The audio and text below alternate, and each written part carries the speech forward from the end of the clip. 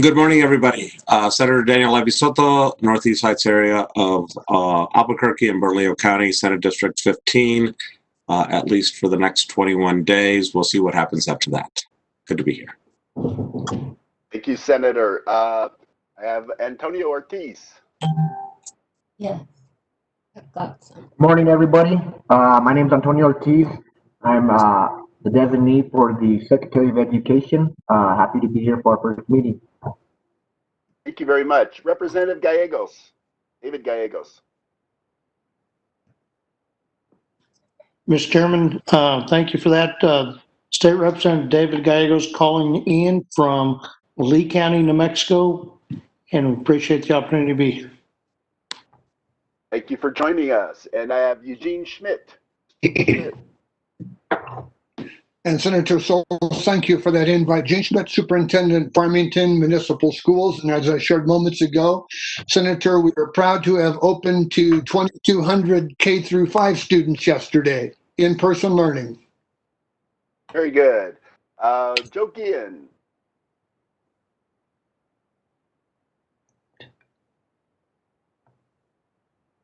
Thank you, Mr. Chairman. Look forward to speaking with you in a few minutes and giving you an overview. Thank you for inviting me. Thank you. Martha Braniff.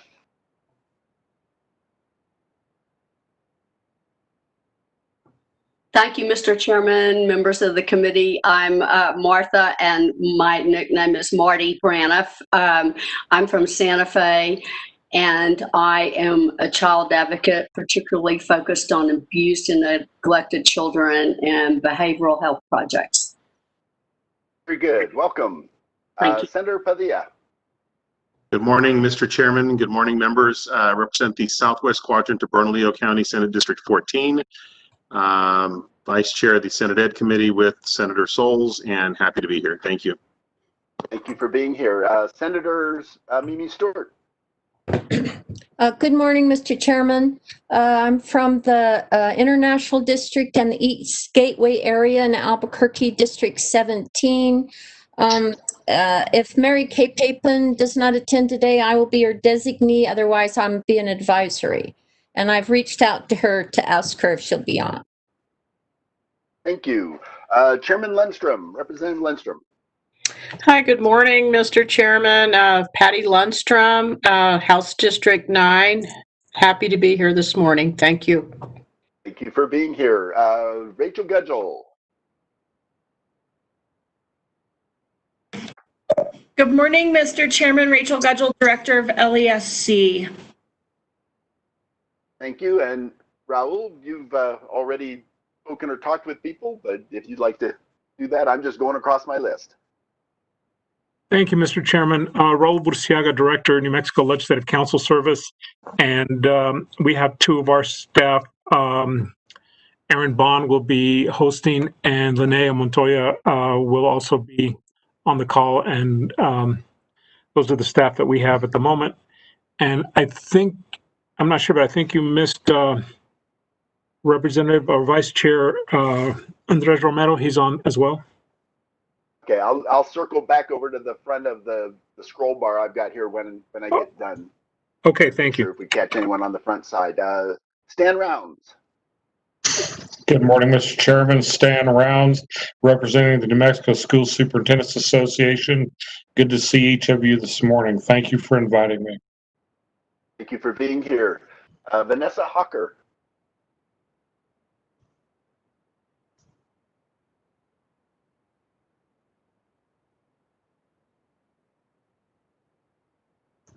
Vanessa Hawker, are you with us? I'm not hearing anything. We'll try and come back. Come back to you is Aiden Delgado.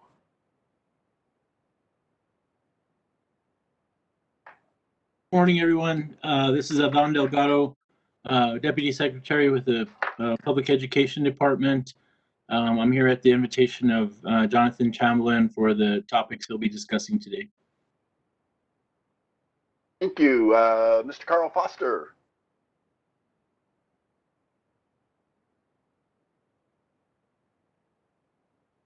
I think we still have you on mute, sir.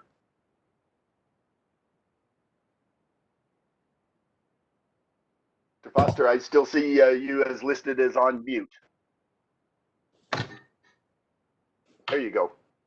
Oops. Nope, back on mute. Still on mute. I think it came off and went back on.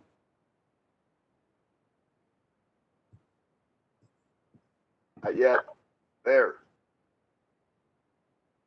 Good morning, Mr. Chair. Good morning. It's great seeing everybody. Thank you for this first meeting, Raul, and everybody. And I'm looking forward to hearing everything about education and what public school capital outlay is going to do for our preschool through 12th grade students. Thank you, Mr. Chair. Wonderful. And I see Vanessa Hawker is back over at her desk. So Vanessa, if you'd like to introduce yourself, please. Good morning. Vanessa Hawker with the Legislative Education Study Committee, the Deputy Director. Good morning and welcome. Debbie Romero. Good morning, Mr. Chair. Debbie Romero, Acting Secretary for Department of Finance and Administration. Thank you. Chairman Representative Andres Romero. Thank you, Mr. Chairman. Good morning, everybody. Andres Romero, Representative House District 10, Far South Valley, Bernalillo County, and parts of Southeast Albuquerque. It's good to be here this morning. Thank you, Mr. Chairman. Thank you for being here. Representative Harry Garcia.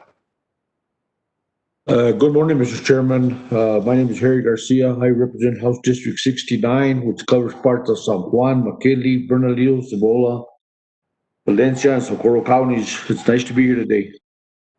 Thank you for being here. And then I have Jerry Burge.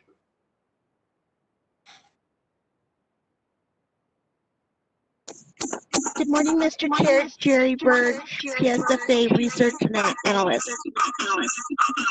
Thank you. And Linnea Montoya, and you're here to help us run things, so please introduce yourself.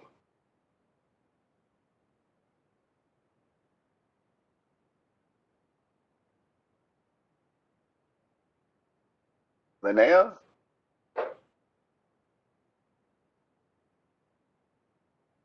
So your unmute came off, but I don't hear anything.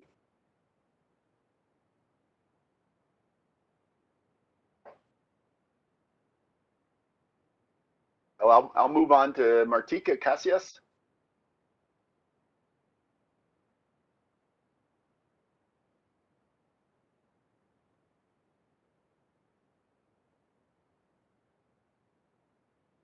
I don't see Martika coming off. Randy Evans. Morning, Mr. Chair. Randy Evans, Chief Financial Officer for New Mexico Public School Facilities Authority. Thank you for being here. Representative Eliseo Alcon. Good morning, Mr. Chair. Representative Eliseo Lee Alcon, represent District 6. Thank you. And Tim Bideau from LESC. Morning, Mr. Chair. Tim Bideau, Capital Outlay Analyst for LESC. Thank you for being here. And let me catch back over to the beginning. Erin Bond, I didn't see that we've had you introduced yet. Good morning, Mr. Chair. I'm just here in case anything goes wrong with WebEx, so please let me know. Thank you, and I hope nothing goes wrong, but you know that in some ways I think that some of what we'll talk about is broadband and whether we can use those things, because when we are doing everything virtually, I know lots of the meetings I've been on, we run into some problems with just broadband access, capacity, and other kinds of things. And you know, and here we are as adults trying, and then we have kids trying to do all of that. And my introduction: I'm Bill Souls, a state senator from Las Cruces in the beautiful Oregon Mountains, which is some of the backdrop that I use. Is some pictures I took up in the mountains earlier this year. So, and I think with that, if I didn't miss anyone, I think we caught up with everybody. That Martika Casillas and Linnea, who we couldn't get the mute to come off, but with that, if we'll move on with things. So, Mr. Chamblin, if you'd like to do your introduction, and then get started on an update on the recent PSCOC awards with Joe Guillen and Randy Evans. Thank you. Mr. Chair, my name is Jonathan Chamblin, the Director of PSFA. Joe Guillen, the chair of the Capital Outlay Council, and I, and Randy Evans, our CFO, will start the presentation, which you should all see on your screen, the first one on the list today, which is an update on the recent awards and activity from. We'll turn it over to Joe and Mr. Guillen and let him walk you through the first several slides of this first presentation for this morning. Thank you. Thank you, Jonathan, and good morning, Mr. Chairman. It's great to be in front of the task force at your first meeting during this interim. Thank you for allowing us the opportunity to give you an overview of some of our activities over the last year since you've met last. As we mentioned earlier, I'm chair of the council and also executive director of the New Mexico School Boards Association, who I represent on the council. For those of you that don't know, I'm a longtime retired DFA administrator and also a former school board member. As we mentioned earlier, Jonathan will be joining in on the presentation, as well as Randy Evans, our Chief Financial Officer. So what we'd like to do this morning is give you an opportunity to review some of our activities, give you a description of the responsibilities of PSCOC and PSFA, review with you our financial plan and our activities in terms of the funding that we've allocated this year, and then of course take some time for questions. As all of you know, we have a great team of officials serving on the Public School Capital Outlay Council. Of course, they've elected me to serve as chair. Raul Burciaga is our vice chair. Of course, he's the executive director of the Legislative Council Service. David Abbey, executive director of the Legislative Finance Committee, and our longtime chair of the council, serves as well. David Robbins, a member of the Public Education Commission, also serves as chair of the Administration and Maintenance Subcommittee. Rachel Gudgel, executive director of the LESC, serves as chair of our Awards Subcommittee. Clay Bailey, a relatively new member to the council, is director of the Construction Industries Division. Of course, our good friend Debbie Romero, acting secretary at the Department of Finance and Administration, serves on the council as well. And Antonio Ortiz has served on the council as a designee for several years, representing the Public Education Department. And then, of course, Victor Reyes represents Governor Michelle Lujan Grisham on the council as well. Several of these members also serve on your task force, as you know, and we have a great working team of officials. All of you are familiar with the background of PSCOC. Of course, the current Public School Capital Outlay funding process was developed and established in response to the 1998 Zuni lawsuit. It's now been 22 years since that was filed. The New Mexico Public School Capital Outlay process seeks to establish and implement a uniform funding system for capital improvements for all of our schools. We all recognize that the capital outlay funding is both a local and state responsibility in New Mexico. And the way the system works is the PSC, the council makes the awards and manages the allocation of funding from the Public School Capital Outlay Fund for capital projects and public school facilities in all of our districts and in 2 of our special constitutional schools. And the Public School Facilities Authority, which was created in 2003 as a permanent state agency, is staffed to the Public School Capital Outlay Council. The next slide shows the primary functions of the Public School Facilities Authority, and of course the first is, and very important to us, is they staff the Public School Capital Outlay Council. Then some of their administrative responsibilities include the funding administration of all the projects that are approved, So distributing the funds in compliance with the various laws and regulations. Project management, of course, they partner with our school districts in planning, design, and construction of projects to provide project management support and technical assistance. And then finally, they manage a facilities information management system that assesses, gathers, and organizes information on all of our public schools in New Mexico. They also calculate the condition index score to produce a statewide ranking of public schools based on their condition. And they also assist districts in monitoring and improving maintenance and energy performance. We've really hit on maintenance over the last several years, trying to improve maintenance in all of our school districts. The next slide shows a listing of the funding programs that we were currently administering in FY21. There's 7 programs that we're administering. Of course, this regular standards-based program, which are our large renovation or replacement of schools. Of course, that started back in 2004. Systems-based, which are smaller projects targeted in scope. We started that program more recently in 2017.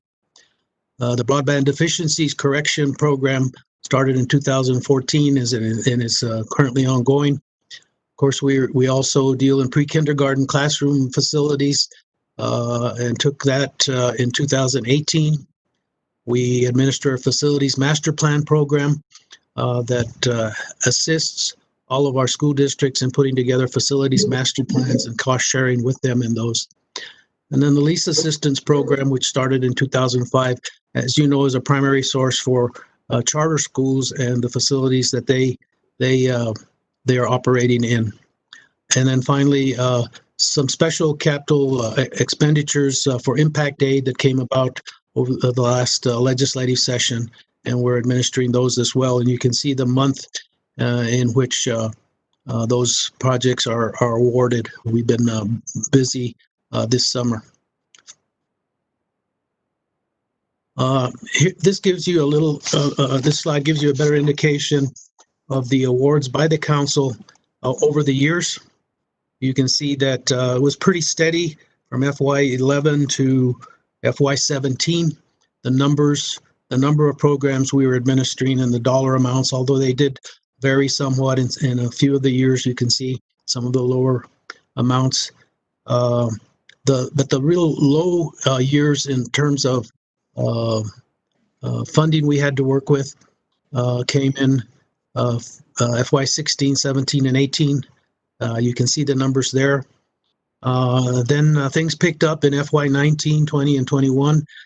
With the number of programs, you can see that we're currently charged with administering and allocating funds for, and then the number of projects that the staff has had to implement and through construction. So you can see the high years here. You can see an average year of work, but again, we're glad we're able to provide these resources to our school districts. And the next slide shows the awards to date. So far this year, as I mentioned, we've been pretty busy in our regular standards-based awards. These are the big projects. Again, we've awarded 7 projects, total state funding of just over $2 million at this point, and this is for phase 1 activities. This is planning and design, which will lead to out-year funding of about $195 million in projects, and a combined total of $277 million with, if you count the state and local funding. So again, we fund on a phased basis where we provide the planning and engineering design work first. We fund that, and then as the project proceeds to construction and bids, we're able to provide a more definite number to commit to on a long-term basis. So the same thing here on the systems projects, smaller projects, committed $2.2 million this year for projects that will move along. Pre-K, we were awarded $5.4 million that the legislature has provided. Lease assistance, so we just awarded over the last couple of months 101 awards to, as I mentioned earlier, primarily charter schools, about $16.5 million. Then the special capital outlay that was awarded, that was approved by the legislature and signed by the governor, provided $18 million for about 23 awards to those eligible school districts. So as you can see here, we have awarded $45 million, $0.1 million. Out year funding will result in about 198 million additional funds, and combined with local matches and local participation will be about $313 million in improvements to our public schools. So at this point in the presentation, I'll turn it over to Jonathan so he can give you some additional information, and we can go from there. Thank you. Thank you, Mr. Gann. On the next slide, you can see here, as Joe mentioned on the previous slide, the major program for the PSCOC throughout its history has been the standards-based program. This is the program that makes large project awards, typically for whole school replacement size projects. So when a building is 50 years old or older and ready to be just simply replaced, this program is designed to fund that scale of work. And what I wanted to point out on this slide that you see on your screen here this morning, simple fact that for the last 3 years now, including most recently as of August in FY21, but the last 3 years have been very heavy award years, return to historic levels of awards through the core program, which is, the core mission of PSCOC and PSFA, the standards-based awards. So whether by number of awards or dollars awarded, this program is going to represent significant economic activity statewide for the next 3 to 5 years in school communities around the state for large construction projects eventually.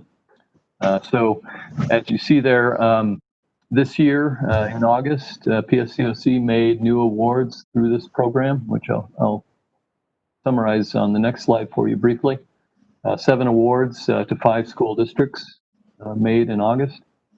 The cumulative total potential estimated out year economic state funding economic activity that will result once these projects move into construction is about $450 million in state funding alone will be directed into the projects, into the communities for the next 3 to 5 years.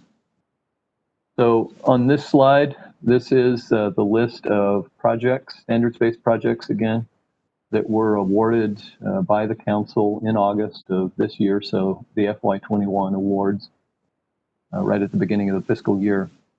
And as you see here, there are a number of large projects, a number of high school projects in districts around the state. So a good geographic distribution, and I'll show you a map in a minute that shows this on the map of the state. So you can see graphically, based on the awards from the last 3 years, just the standards-based program alone, the diversity of awards to different districts around the state. This year's awarded districts included Zuni, Carrizozo, Gallup, Hobbs, Grants, as you see there on the screen. The Zuni project now will be a fairly large project. That one, as you see, this year's awards were for the high schools, which will be currently, as currently planned, will be a combined project now in the future to move Twin Buttes and Zuni High School onto a common campus.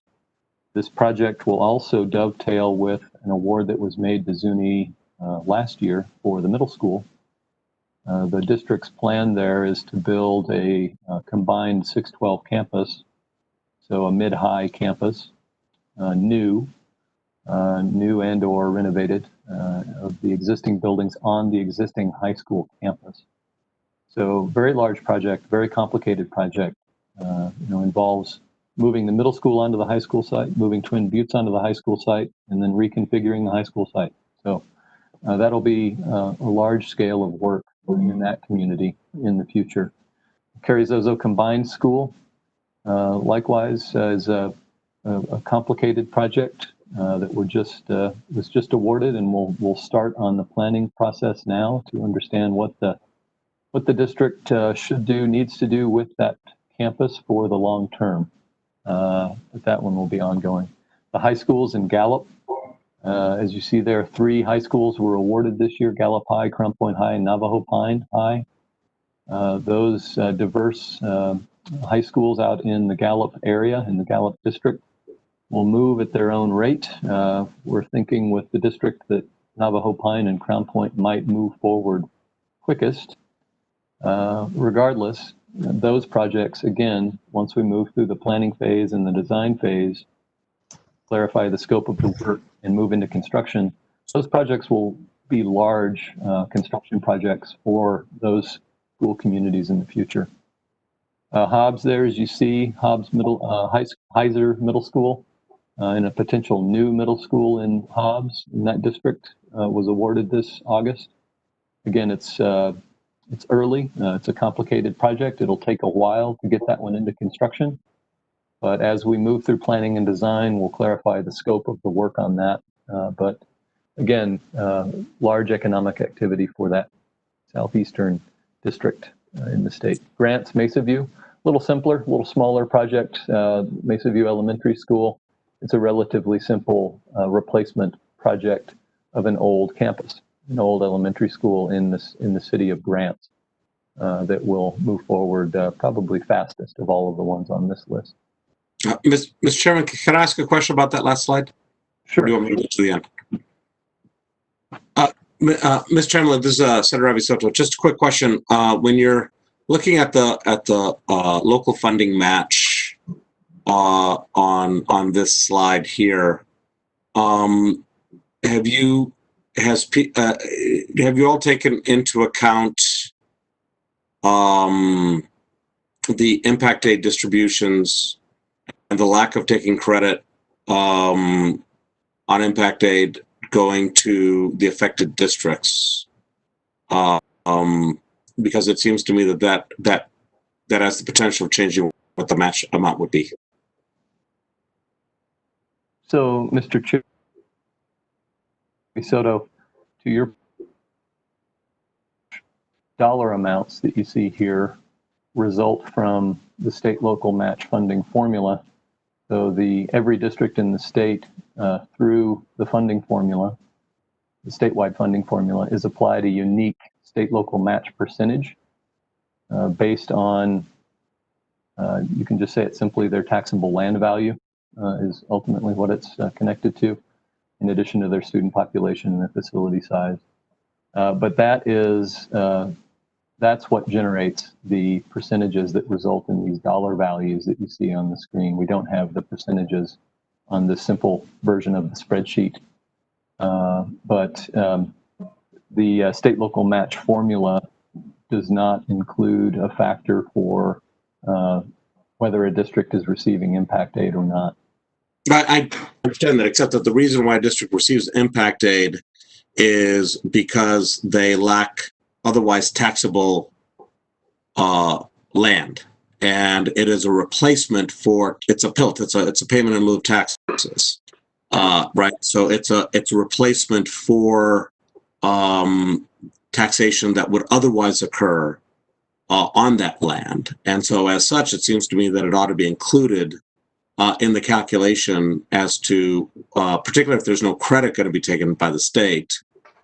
Senator, if yes. we could, this is going to open up a great big area. Let's wait till we get to questions, because that wasn't just a short, simple question. So if we can, wait and come back to that. I thought it was a straightforward issue, but that's fine. I'll be happy to wait. So the next slide, Mr. Chair and members, you see here, as mentioned, a representation of the statewide map. So all the districts in the state.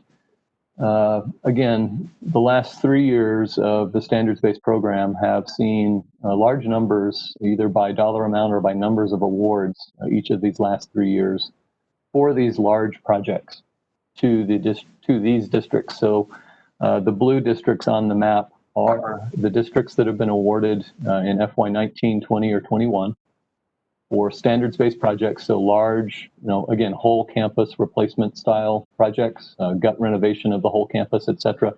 Very large construction projects. So we have here on the map as well the numbers are the number of standards-based awards and potential standards-based projects that will happen in each of these awarded districts now as a result of the awards that have been made over these last 3 years by the council. So as you can see, the state funding, and again, it's relatively large, $400+ million potentially based on the award amounts, coming online for projects representing some large economic activity throughout the state. And these projects, again, are large. They're not going to move overnight. So the scale of this work will happen, you could say, between now and the next 3 to 5 years in these communities statewide. So a very quick overview of the financial plan, the Public School Capital Outlay Fund. So to get ready for, again, the scale of these large projects, along with our other smaller projects, smaller programs, the systems projects, et cetera, pre-K projects, but mainly for the standards-based awards that have been made. We have a fund balance now, as you see on the screen, the total sources that will be drawn down steadily, again, over this next 3 to 5 year period as these projects move through the various phases, through planning, through design, and then once construction starts, the construction phase of work for the standards-based projects represents 90% of the potential whole project cost. So most of the funding, most of the dollars are expended during the construction phase of work for all of the projects that have been awarded in the last 3 years. They're all moving, all of those standards-based projects at their own rate, with their own complexities.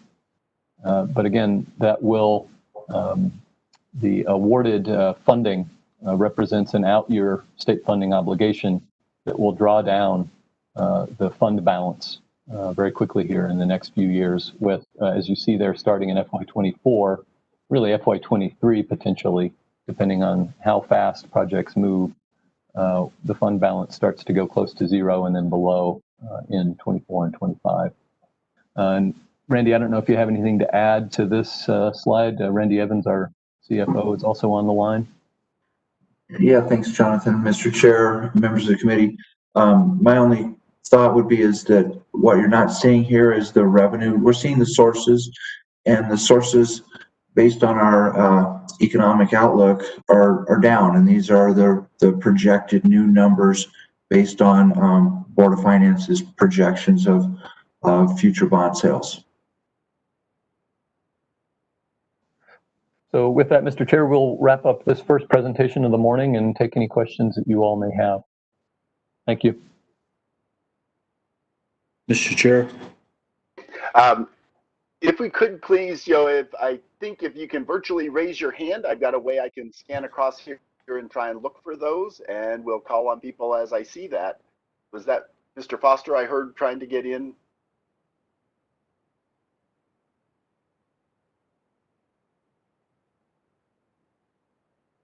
Harry Garcia, Representative Garcia, if you would please, sir. I see that you're waving at me. Thank you, Mr. Chairman. Jonathan, I have a question. On one of the previous slides, you showed there schools that have been approved, and it was Mesa View Elementary School. And I noticed that the match on this school is one of the highest, $631,035. Why is this so high compared to the rest of these schools that are being built? And the price of the school is a little bit lower than the rest of them. I'd like to know why the match is so high. Sure, Mr. Chair and Representative Garcia. It's good to speak with you again. To your question, the Mesa View Elementary School, again, is a relatively simple project, simpler than really all of the others on this list, honestly. So it will move faster. All of the others this year in August were only awarded planning funding. So a very small amount of the total project cost. For grants for Mesa View, that one was awarded planning and design funding. So all of the architect and engineering fees, that whole phase of work was awarded in August. And so that's the reason why on this list of Mesa View, the phase one, for instance, the FY21 award amount and the work that will be done beginning this year, we'll move right into design with relatively large, on the scale of things, 10% of the total project cost for that school. It's going to be something like a $20 million total project cost, as you see here, 20 plus million, which is typical for a small elementary school the size of Mesa View. But it was awarded 10% of that total project cost, again, the whole planning and design phase funding in August for this first year for FY21. It's simpler and will move faster than the other projects. Again, the other projects weren't awarded design funding, only planning funding this year. They'll come back for design funding either later this year or next year, depending on the pace of each individual project. So that's the reason for that one getting a larger amount of funding. As you see, it was awarded $1.7 million, $1.8 million in state funding this year in FY21 to really initiate fully the planning and design phase, so that by the end of, toward the end of this fiscal year even, the design documents nearing completion, hopefully, maybe 75% complete with the construction phase starting. So hope that answers your question. Mr. Chairman, I have another question. How much did APS get in CARES Act funding this last year?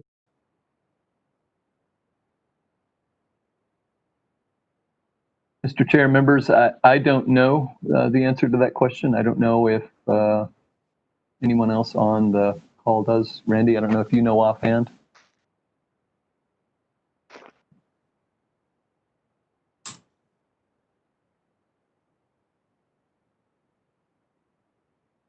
I'm not hearing anybody responding. Mr. Chairman, Jonathan, could you find that out for me and let me know what that was, please? And then my last question I have is, maybe I'm out of whack on this one, but how about the school in Blue Water? Is that going to be on the list anytime soon? And the school in Santa Fe, because that school in Santa Fe was built in the 1930s, I think. So, Mr. Chair and Mr. Garcia, to that question, Blue Water, as you see on the statewide map here, Grants now has two active standards-based awards. Blue Water is the other. So it's ongoing. It's moving forward. Where that one's at, but Mesa View and Chairman, I know we got Mesa View. Blue Water going to be coming up anytime soon, or do we know? It's been awarded. It's water is you phase of. So, Mr. Water is in design currently.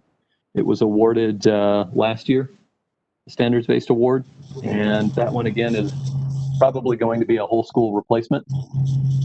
So they're anticipating that they're going to finish their design this year, this fiscal year, so sometime in the next 6 months, for instance, with construction starting in FY22.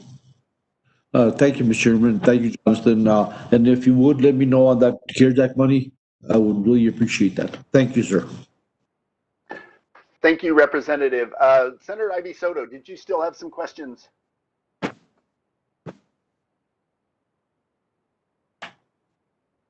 Mr. Chairman, yes, I do. I do want to go back to the questions I was asking about the impact aid districts, given that they have appealed the disparity tests and to the U.S. Department of Education to challenge the credit that was being taken, and on the against SEG with regard to the impact aid distribution going to those districts, and so certainly I do understand not including that when those funds, when there was a 75% credit being taken against those funds, but since there is no credit being taken against those funds anymore, and since the even though historically, you know, by taking a credit, it's because we've seen those funds as flowing towards operations, but the reality is those funds are simply replacement funds for lack of taxable property, and the inability to do property taxes, and that's the purpose of those funds. New Mexico and Hawaii being the only states that do operations through state funding, for which no credit is being taken against these districts now. They're getting their full state funding, and then we use property taxation for capital, and so they're getting the full flow of this. In which case, it seems to me that the funds that they're receiving should be included in terms of our calculation when we look at taxable property. That previously non-taxable property is now generating revenue in lieu of taxation, and so that is revenue that in any other district would be taxation, property taxation, and thus would be counted in the match. And so that's why I'm asking my question about whether or not it would be appropriate for us to reconsider the way that we've normally looked at that with regard to the impact aid districts, given the current disposition. So, Senator, is your question, should we relook at that? I mean, certainly it's a statement that I understand why we have not looked at that in the past, but under the current disposition, it seems like we should look at that, and I guess I'd like to have some feedback on this, if not from Mr. Chamblin, then from somebody else in terms of the awards.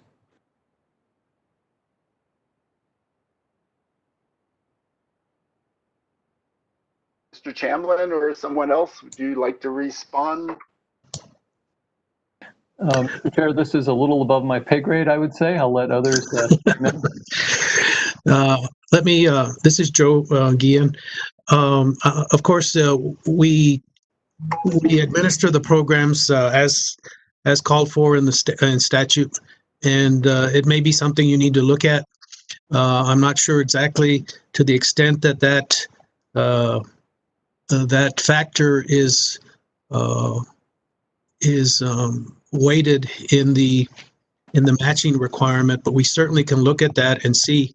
We also recognize that the impact aid decision is a one-year decision, and I understand that decision for the following year has not been made by the U.S. Department of Education.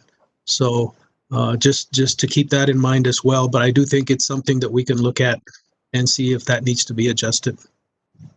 So that let me just push back on I mean, while I do understand that the hearing officer in the findings at the end, made the comment that the state may not take into consideration impact aid payments when calculating state aid to districts for FY 2020. Certainly, lacking a change of law and lacking an application of the issues raised in the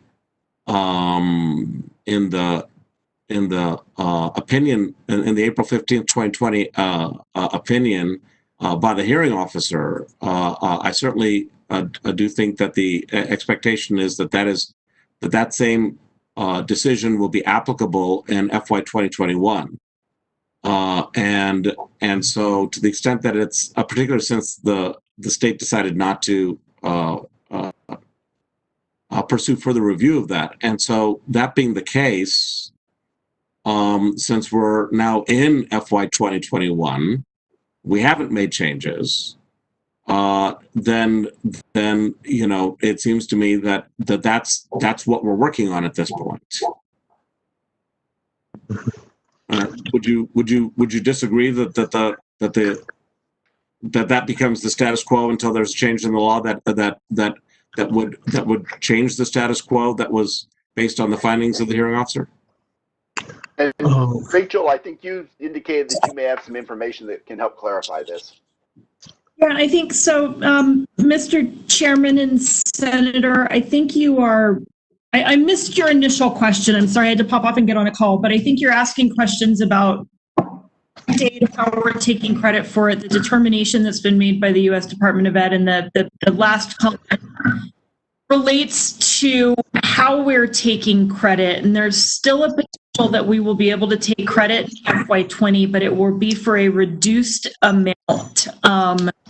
The new calculation, you have a disparity test and you also have a proportionality test. So if you meet the disparity test, which says your 95th percentile funded student can't be 25% more or less than your 5th percentile student, you still have to demonstrate proportionality, which means you cannot take credit for impact aid in an amount that is greater than how we're taking credit for local property tax revenue. That means there's a number of districts based on the new calculation that credit would be taken at a lower amount. And it's my understanding PED is seeking to impose that methodology on both FY20 and FY21. Right. But so Rachel, let me just get to the nub of the question that I asked, because I think you just helped to establish the predicate of it, which is that to the extent that this is a replacement for property taxation, that they're getting that even under the revised calculation that we're seeking to do, we want to take the exact same credit against property taxation or against impact aid as we would for property taxation. That therefore the money that flows as if it were to the district, flows in the same manner as if it were property taxation, and therefore should that not be included then in the calculation with regard to matching funds for projects? So I think, Senator, you raised, Mr. Chairman, a really good equity point, and we've got some slides that we could share that show, an amount of disequalization. There's clearly a conversation about their kids in the impact aid districts that need to be served. They're some of our lowest performing students. But how do you preserve equity? And one of the ideas is figuring out how to include any impact aid revenue that's being used for capital in the capital outlay funding formula. There's still a pretty big outstanding question about can we do that and how can we do that in order to meet the federal guidelines that that say you have to be an equitable state, a proportionality test. And I think it's something I looked at probably last year when the impact aid bills, the House bill in particular, and other bills were being circulated. If you gave the impact aid credit back to a number of the impact aid districts and they used it all for capital outlay, You heard, I think, Mr. Chamlin say the capital outlay formula is based on local property wealth. So how much money do you have and will it stretch far enough to replace all of your facilities over a 45-year period?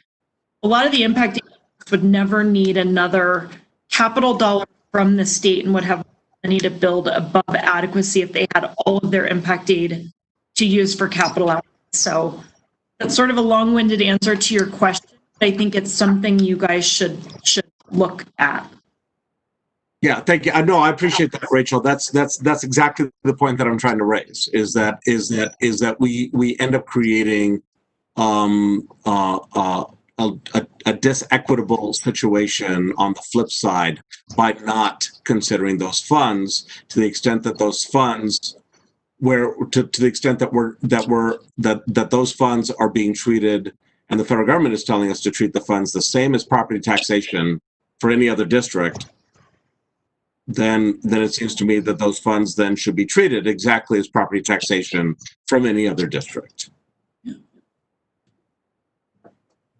So so I hope that there will be some follow up on this as we look at the awards, because it does concern me that the awards, if we could flip back, I think one slide from where we're at, I think it was on slide 10. Those awards do not clearly do not take into account the revenue from impact aid, that same revenue in any other district would be revenue from property taxation. That is correct. We don't currently include any impact aid dollars in this. It's just how the state and local match calculation is set up is based on 4% of the GO bond capacity of a district. We assume that will be used over a 45-year period and ask, is it enough? But it doesn't take into consideration other revenue sources that are used for capital outlay. Right. And so then going back to Representative Garcia's question, with regard to grants, right? He's looking at the funding, the local funding match requirement for grants, right? And then you look, for example, at Zuni, but even at in terms of in Gallup, and you see a tremendous disparity of what's happening, which would be justified if Zuni and Gallup weren't receiving funds to replace the property taxation that they're losing as a result of that land not being taxable. But they are receiving funding to replace that private taxation that they're losing. Yeah, so Senator, Mr. Chairman, I think one thing you have to remember is that impact aid goes into the operational fund, and these districts aren't allowed to pull impact aid out and put it into a capital fund unless they get PED approval. So we know, for instance, Gallup has been doing that to pay off their teacherage debt. So they have debt through NMFA, and they've been using their impact aid to pay that off. You guys made an appropriation, I think it was during the 2018 legislative session, that paid off most of the teacherage debt at the 3 districts that still had that debt. But you've still got a challenge with where that money is budgeted and how it's been allowed to be used. And I think Yvonne, Deputy. Thank you. I was going to say District Secretary. Deputy Secretary Delgado might be on the call and might be able to tell you a little bit more about that, or Antonio even, about how the impact aid funds, what they need to do to move them into capital expenditure. Antonio or anyone else want to jump in on this? And I want to remind people, if you do have questions, on the scroll bar where you can take your mic on and off and your picture on and off, down there it also has a place you click on the little person-like head. It's got a place to do a virtual hand raise, and remind people also, when you are not specifically speaking, if you'll make sure and turn your mics off. Go ahead, please, Antonio. Mr. Chair, in statute, there's a provision in statute in the Finance Act that specifically, it doesn't address specifically impact aid, but it's specifically to all operational dollars, that in order for a district to use those for capital, they need the secretary's approval, and then there's some provisions that allow them to do that. And I think one of them is that they have to be bonded to practical capacity. And that's just, it's general, like I said, it's not specific to impact aid, but it's to all general operational, all SEG funds if they want to use them for capital. And Mr. Chairman, if I could inquire of Mr. Ortiz, what is the basis in New Mexico law for us to categorize impact aid as operational dollars? If it's replacement money for property taxation, it should not be categorized that way. It seems to me there's an assumption that we've made about that, but I don't. Is there a place in New Mexico law where we explicitly categorize it that way? Mr. Chair, Mr. Soto, I don't believe so, to my knowledge. Okay, so I mean, it seems to me that we've always done it this way, but I don't, but I don't. If there's nothing in law in New Mexico that specifically categorizes impact aid as operational dollars, and if in their appeal they've said we have a right to this money in the same manner as anybody else would have a right to property taxation dollars, and no credit should be taken away from it. And in fact, if PED is asking for a revision of the decision to nuance that we would treat it exactly the same as property taxation, then if there's no authority in New Mexico that explicitly makes that money operational dollars, it seems to me then that money is replacement for property taxation. And if it's replacement for property taxation, then it should be spent the same way and restricted in the same way as property taxation, regardless of what we've done before in the past, if there's no lawful authority for it.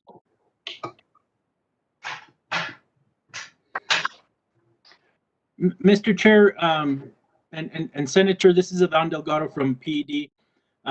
Yes, please, sir. A couple of comments on the question that's come up. So one is that we're still awaiting a determination from the U.S. Department of Education on how they're going to handle both FY20 and FY21. So we don't have a final decision from them.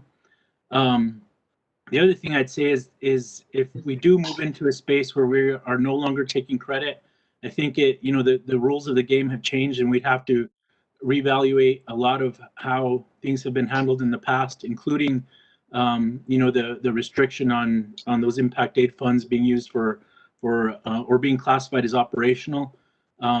So just generally, I think there would potentially need to be a lot of revisitation of how things have been done in the past. Yeah, and I appreciate that, Deputy Secretary, and again, also we need to take a look at to what extent is this an assumption that we've made, or do we have law that actually categorizes it this way? Because it seems to me that we've done this based on an assumption, never based on law. And it does concern me that the PSCOC standards-based awards that have been made right now don't factor in the current status quo. Even if we're looking to get it nuanced, but we don't have a decision back, it seems to me that they had the right to appeal, but that has and which they exercised, but that has certain implications in other areas, and those implications in other areas should not be ignored, even as we're waiting for a more nuanced decision from the U.S. Department of Education. That unless we've actually created a block of that money being properly categorized as replacement for property taxation, that's what they wanted. They wanted to get the money as that replacement. Well, then, if that's what they're getting, then we should treat it that way. Mr. Deputy Secretary. Okay. It sounds like we've covered. I think I made my point for right now, but I would like to ask the PSCOC to go back and reconsider its standard-based awards that we're looking at here on slide 10, in light of the current status quo, and they can revise it if there's a different status quo in the future. But in light of the current status quo of where we are on the impact aid with the U.S. Department of Education, I do think that it should be revisited. Okay, and it sounds like there's a chance for some legislation to change and put specifically in statute things that you're looking at doing. I'm going to move on. I have one person, Harry Garcia, has his hand up, but has already asked a question. Was anyone else? I don't see other hands up anywhere, and if not, I'll go back to Representative Garcia. Thank you, Mr. Chair. What Senator Ivy Soto brought up on the disparity on that 600,000 compared to the rest, Jonathan kind of explained it. And I know we're running short on time, so Jonathan, if you would, offline, we could explain some more stuff about this to me. That way we don't tie up everybody else up, okay? Mr. Chamlin, if you'll just get with Representative Garcia afterwards. Again, I don't see any other hands up and not seeing any. Mr. Chair. Yes. This is Carl Foster. I have two questions, if I may, please. Yes, sir, if you would, please. The first question is, maybe, I know Jonathan can answer this. Jonathan, are we still providing public schools with funding to increase their security practices? So, Mr. Chair and Dr. Foster, the security program for the last 2 fiscal years, so FY19 and FY20, 400 plus awards, plus or minus, were made through that program. For FY21, that program is not running at this point in this fiscal year, so no new awards will be made specifically for as part of our standards-based projects now, and part of our funding programs. We do participate in security items on projects. So whether it's door locks, access control, gates, fencing, those basic security features are part of regular project funding now. We don't fund all of the parts and pieces through the standards-based program that we did through the security program for security cameras, for instance, but the most important physical type barriers, what gets funded through standards-based awards.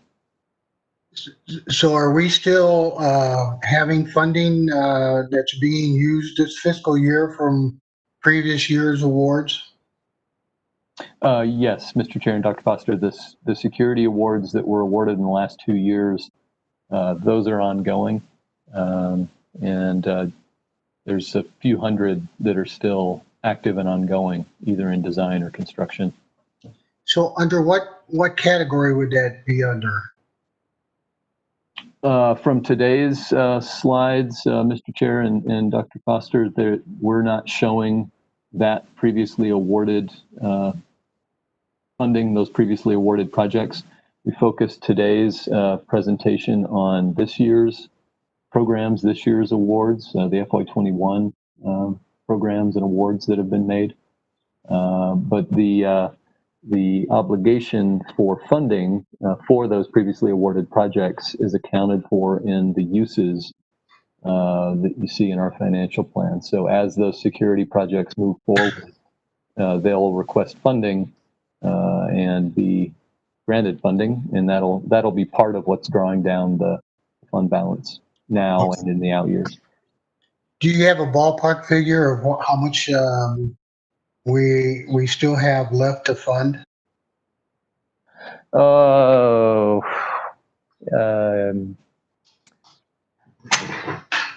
top of my head,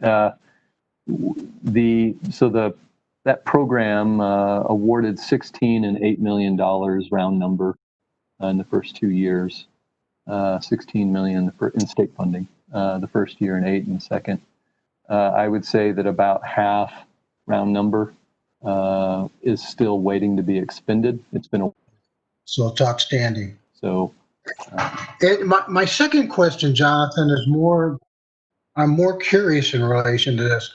We have under the slide here, we have 3 schools that 1 school or 2 schools are on the Zuni Nation, and I think 2 schools are also on the Navajo Nation.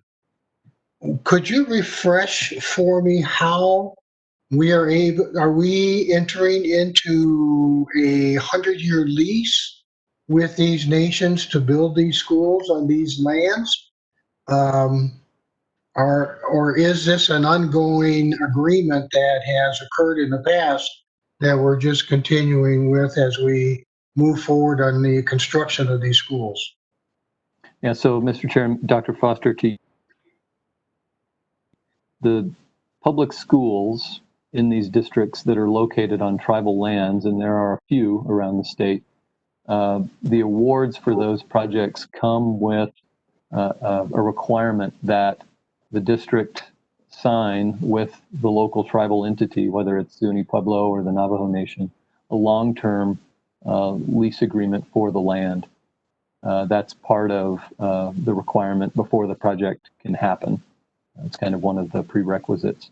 And yeah, typically those have been 25 or 50-year plus leases, long-term leases, agreements signed between the district and the local tribal entity, whichever the case may be. And this is for the easements also, Jonathan? Yes, Mr. Chair and Dr. Foster, it's for the all of the land that's needed to support the school site. Yes. One final thing. I'm assuming that the teacherages that are either under construction or on the drawing board to be under construction, is that separate funding for these new schools, or are they included in the construction of these new schools?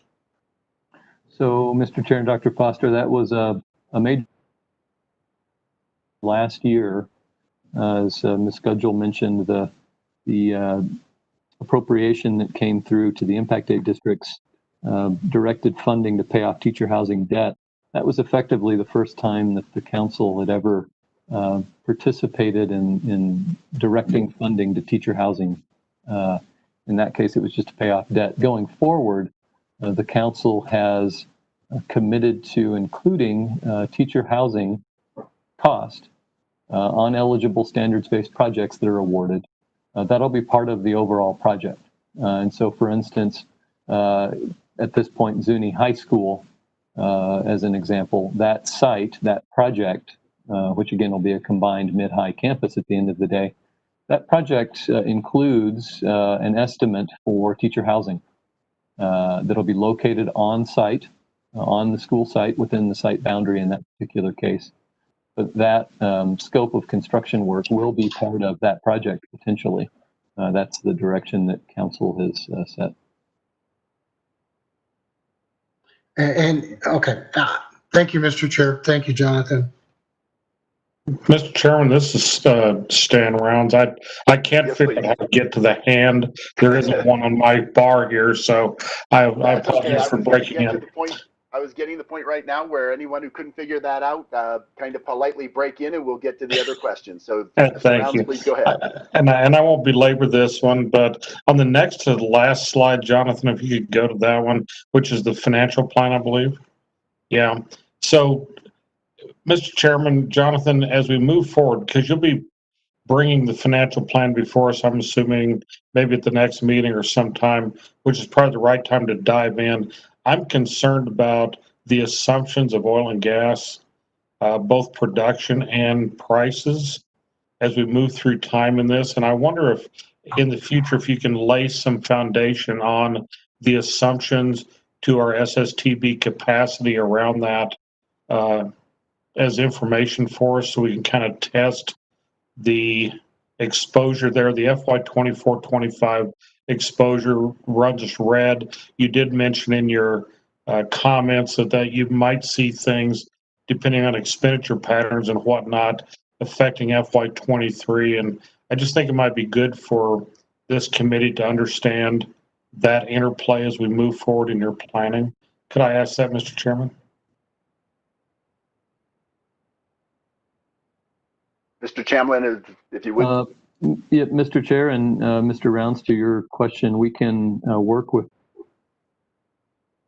the party at DFA that we work directly with to update our out-year revenue estimates, and that's based on the out-year assumptions that Board of Finance and others that they work with know to the best of their ability about, like you were just mentioning, the out-year oil and gas market, right? What is that source going to look like in the out years? And as a result of that economic activity, what is the resultant SSTB potential revenue in the out years? So yeah, we can invite Ashley and others from Board of Finance to put together a presentation on what's really their assumptions and others. They work with a group of people to develop those out-year forecasts, but we can provide some detail on that for you at a future meeting.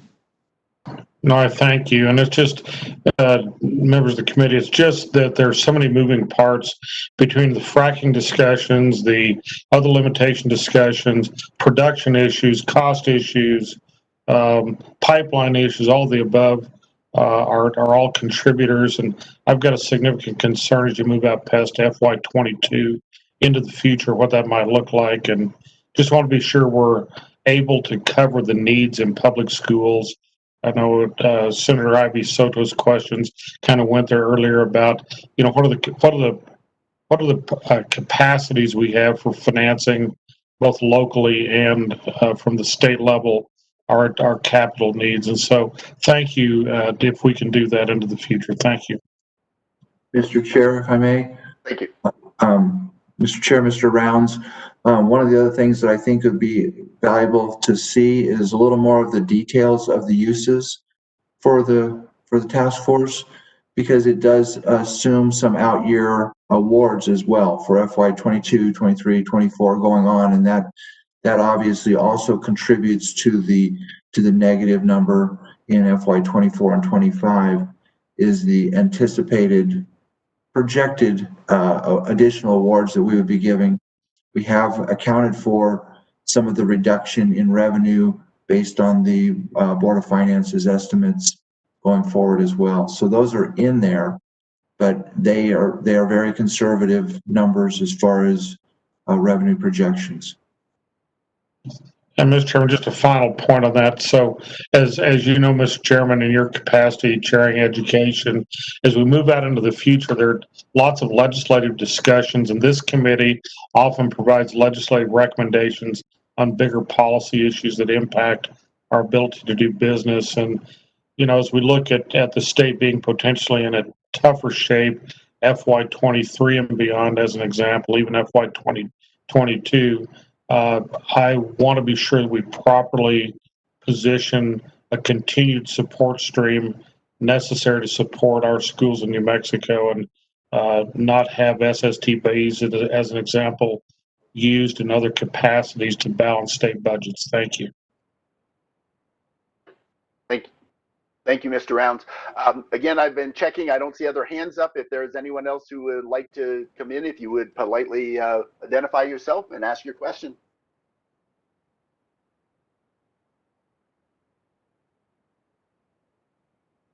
If not, I don't hear anyone else coming in at this point, and therefore I think we can move on to the next presentation.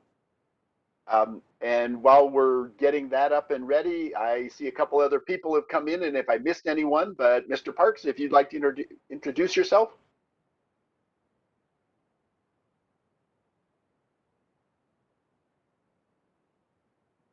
Hey, I don't hear him coming on. Senator Kernan, are you with us?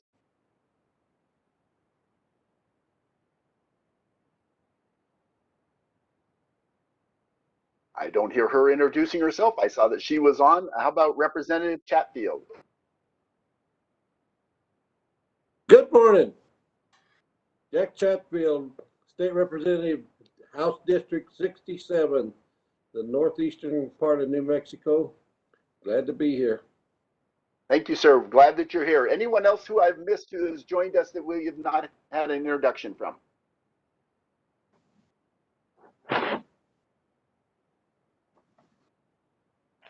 having nobody else jumping on, Mr. Champlin, are you doing this next presentation on expansion of the PSFA broadband program?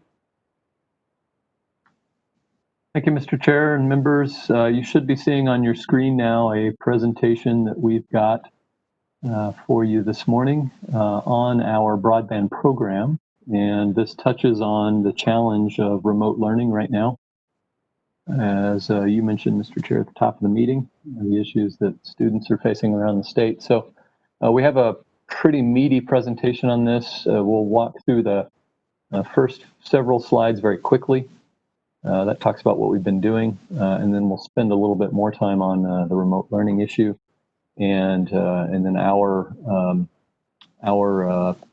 suggestions for the future of the broadband program and technology projects generally in school districts.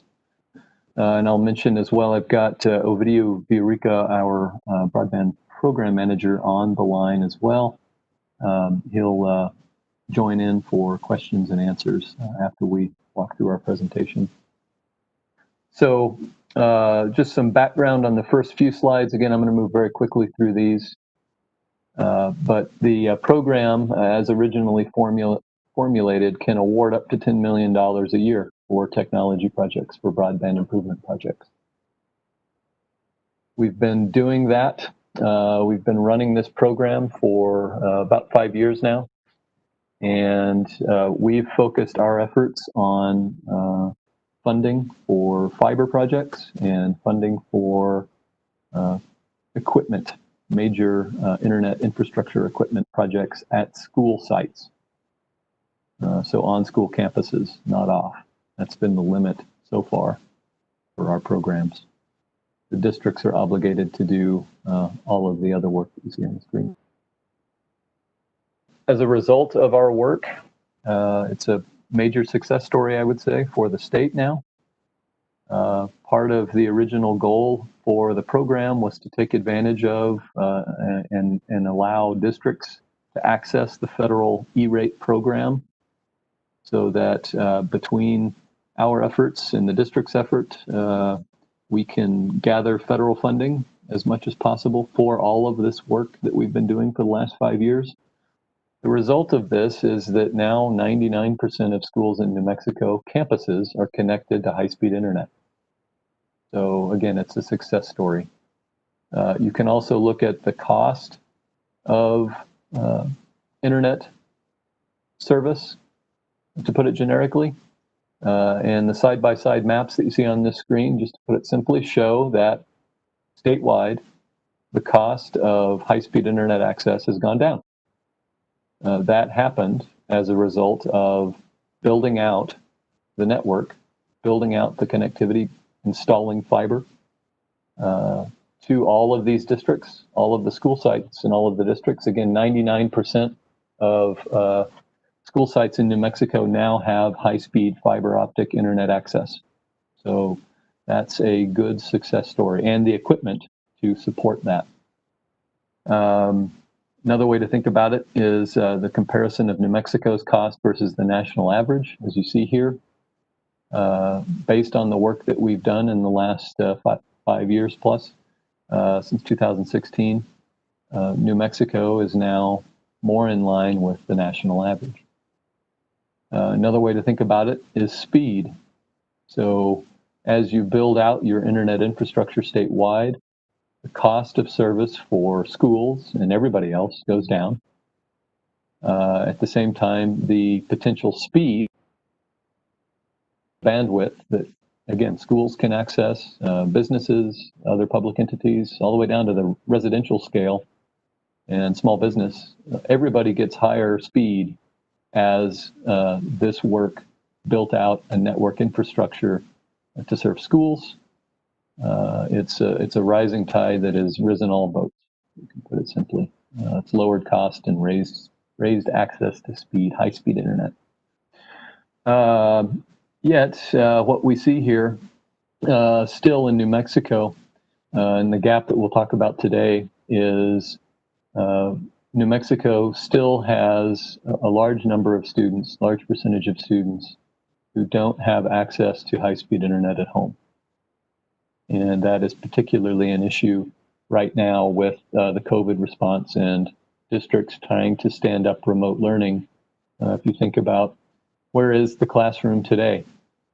In most cases, it's not in buildings. In most cases around the state right now, today, this semester, students' classrooms is at their house.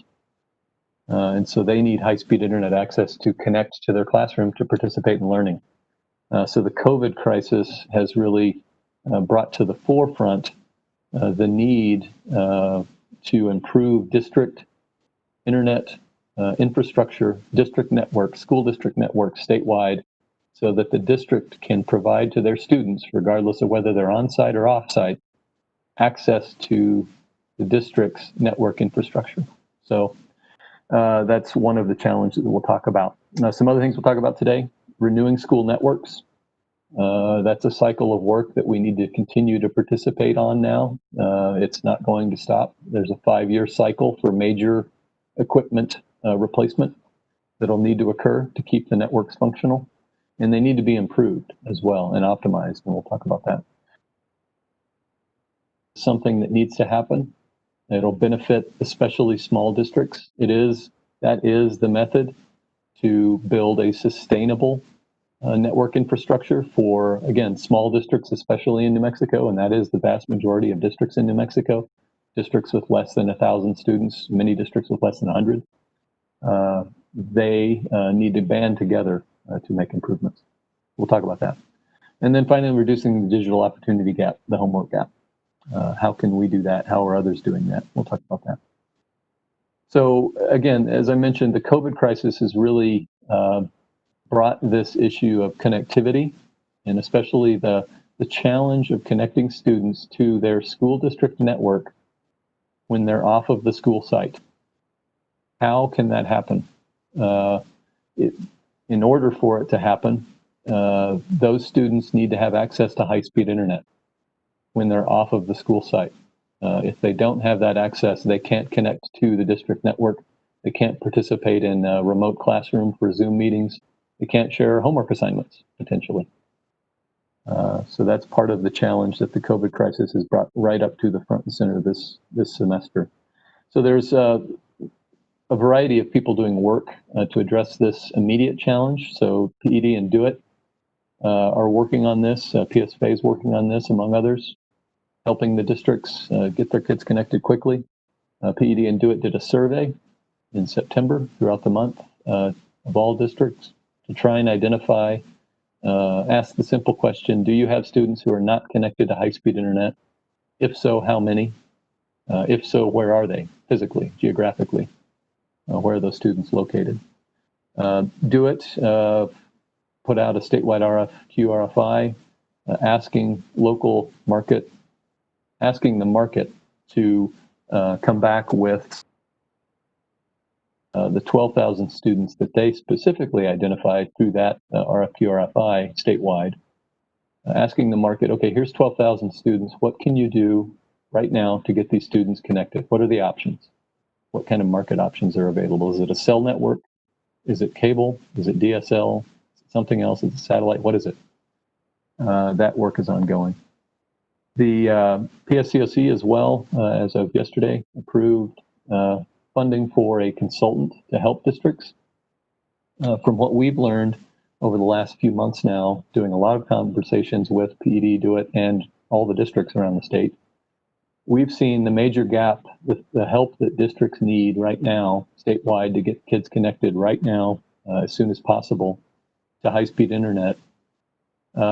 They need help, expert consultant kind of help, to help them go out and solicit their local market, ask at a very local level, what kind of technology solutions are available here. Again, is it a cell provider that can connect our students who aren't connected today?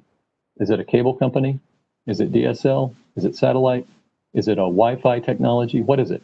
And how much will it cost? And can we get it going now? That kind of technical expertise is the gap that districts need help with right now to scope, identify and scope their projects and move them forward into actual implementation. So we'll talk more about that. So again, an issue to discuss here with the emergency response to COVID and the district's effort to stand up remote learning very quickly. Again, starting in March, we're already statewide, we've had some lessons learned. When you try and respond to an emergency, you have to do things quickly, and you might not, when you're rushing out to get kids connected, might not be entirely functional. They might not be sustainable. They might not be affordable, etc. There's been some of those lessons learned already this year. But as as a short-term effort, all things need to be considered. All options need to be on the table.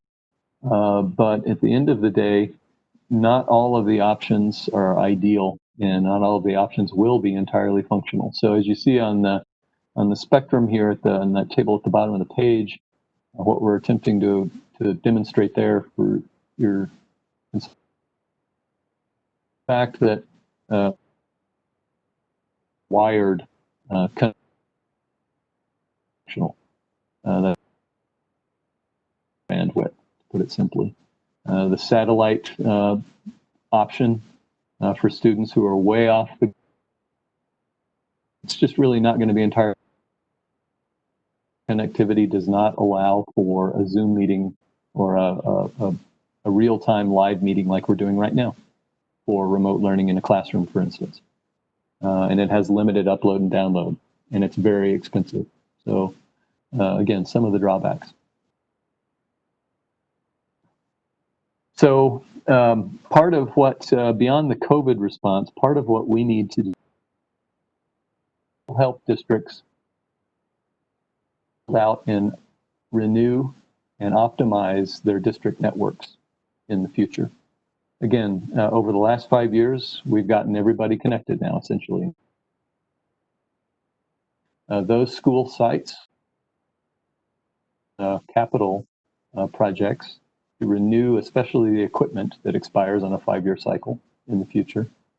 The other thing that we'll need to help districts do as they're doing this network renewal in the future, beginning now for the districts that were improved back in 2016, for instance. Functional model that we see that will help the districts build a sustainable network that they can own and operate and manage, and that's effective for them for the next 10 years. They need to band together at a regional level with their neighboring districts. They can go into shared agreements for service. They can go into shared agreements for equipment. They can share their infrastructure with their neighboring districts, for instance. What that will allow districts to do is have a regional approach where they don't have to have all of the IT expertise within their district to manage their network. They can manage it at a regional level. So at the end of the day, they'll have better access to technical expertise for like security, content filtering, network configuration, etc. If that can be done more at a regional level rather than in an individual district level, so much the better. So here are some options or some further discussion on this regional concept. There's been a few of these that have been formulated and that are happening now. The Western Regional Consortia is a group of districts, Reserve, Magdalena, Quemado, Socorro. They all banded together for shared service agreements and shared contracts for other network infrastructure that they need locally. They banded together with their neighboring districts. There's a Northern Consortia that is also being formulated right now that essentially runs from Dulce down to Cuba and has a number of those districts, again, gathering together to move forward with some sharing for the benefit of all of them within that region. The other benefit to the regional, again, at educational network infrastructure, that fiber optic construction, that internet improvement for schools benefits everybody else in that region. Again, all the way down to residential and small business, other public entities, can piggyback on the regional model. That's happening. So rural public libraries, for instance, are part of the Western Consortia with those school districts. There's other public entities. Obviously, tribal entities could participate in this and have in some of these examples. So again, it's an activity, an approach to solving problems that will help school districts, but will also help other folks in that internet market regionally. So they'll have better access to high-speed internet at lower cost, ultimately, at the end of the day. That's the goal. The higher level goal that we can talk about today is the benefit of stepping back further, so taking the regional model and thinking about it at more of a state level. So what would a statewide approach to building out internet infrastructure look like? And what are the benefits of that? So we have some examples. I won't go through all of the details on this. We can come back to it if you'd like, but Utah, our neighbor, is one example of several of a state that made a commitment at the state level to build out a statewide education network. As a result of that work, Utah now has a really strong, robust, sustainable statewide education network that serves their public schools. They looped in higher ed and other entities into that now from higher quality internet at lower cost. And the whole state generally, again, the whole market there has access to higher speed internet at lower cost as a result of the state's commitment originally to just building out a good, strong, high-speed internet network for public schools statewide. So it took a commitment and a funding level from the state to make that happen. But it's a one example of a success story of a statewide approach. So to come back to the homework gap, again, a few slides here where we'll talk about this issue with you all. This is a problem that the COVID crisis has brought to front and center, brought to everybody's attention. But it's a problem that's not going to go away once COVID is gone. We see as a future scope of work, maybe through our program, with the help of others, there's going to be a need to continue to build out district networks that ultimately will close the homework gap.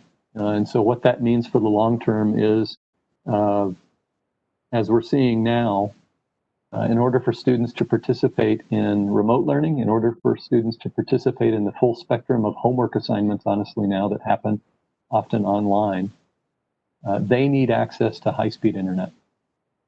So that's the homework gap. Right now, statewide, not every student in every district has access to high-speed internet just to do homework effectively, to share documents, to upload and download completed assignments, etc. You need high-speed internet to make that happen. So what we'll talk about on this slide and the next few slides is that we, PSFA, PSCOC, can address this problem, and others potentially can all help address this problem. So if you think about this at a high level, there's basically two types of students around the state that are not connected to high-speed internet right now, for instance. So one group of students, generically, you could say, could be connected to high-speed internet if they had a voucher for service. So there's something available in their market, whether it's cell or cable or DSL, whatever technology, they just can't afford it. So if they had a voucher for service, they could get connected. Other states are providing those kinds of vouchers through their operational funding to school districts to subsidize service so that students have access to high-speed internet. The other type of students, the other group of students statewide would be students who don't have access, not because it's not affordable, but because it's not there yet.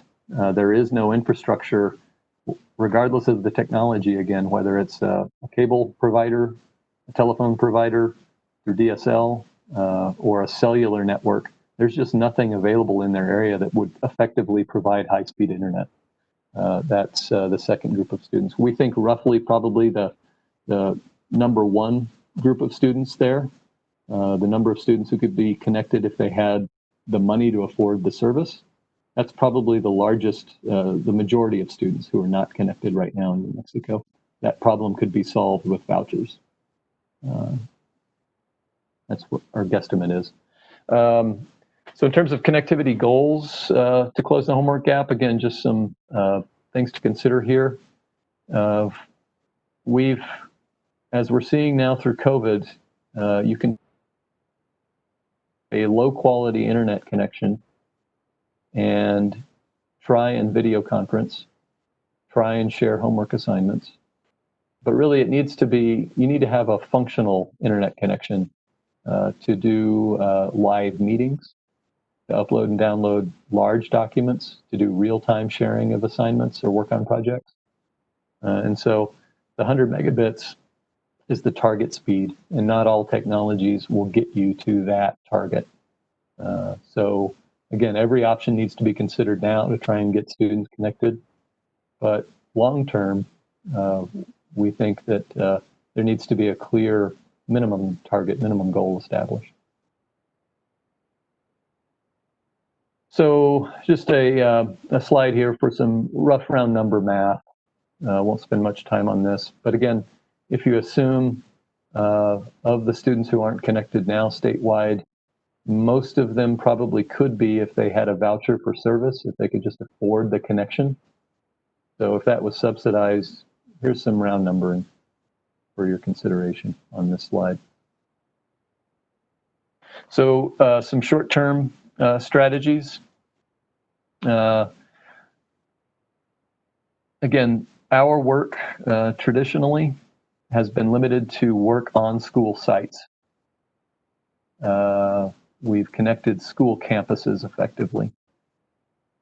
I think now we're seeing a need potentially to expand the scope of what we do through our program, the type of things that are eligible for funding, the type of things that PSCOC could fund, for instance. You see here some of the ideas that are happening, some of the things that are happening. So the so-called school site Wi-Fi, parking lot Wi-Fi, that's a type of work that we, Wi-Fi, local campus Wi-Fi access and coverage that we've been doing through our program and we can continue to do. Installing Wi-Fi on school buses, again, not entirely functional, but it's something that could serve some of the students around the state. Purchasing connectivity devices, let's just call it generically for now, so that students can take a device home with them with their laptop to get connected.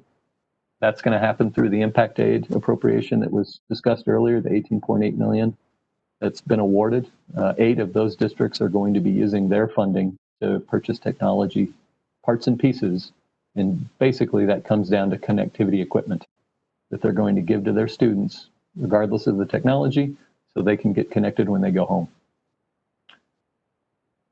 The service side of things, that's probably something that PSCOC, the fund, could never participate in. That's an operational cost.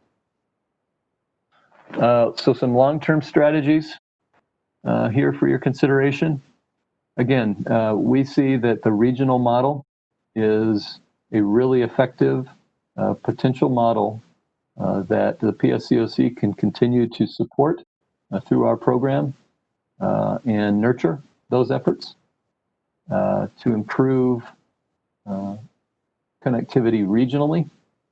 And again, at the end of the day, that will connect school sites and make them functional within individual districts, but it will also benefit the regional connectivity for all users in those regions over the long term. Again, providing higher speed internet at a lower cost to all users. That's the ultimate goal there, and one reason why the regional model is effective. Sharing of resources for the districts so that they don't have to absolutely have all of the IT expertise in their own district, that's another benefit for the regional model. Continue to happen. Other things that could be nurtured more going forward is the PSCOC's support for helping everybody build out a statewide education network. Again, this is a DO-IT, PED, PSFA, PSCOC effort. Districts as well, obviously. That's something that needs to continue. The last points that you see there on this slide, again, if a commitment can be made to building a statewide education network, to building out that infrastructure, starting at a regional model maybe, as one step to get to a statewide model. You can centralize your network infrastructure. That'll benefit smaller districts. You'll improve market options for wired connectivity, which again will get high speed, the kind of high speed internet you need to participate in live video conferencing, for instance. That's how you'll get there. Shared agreements for service, shared agreements for equipment.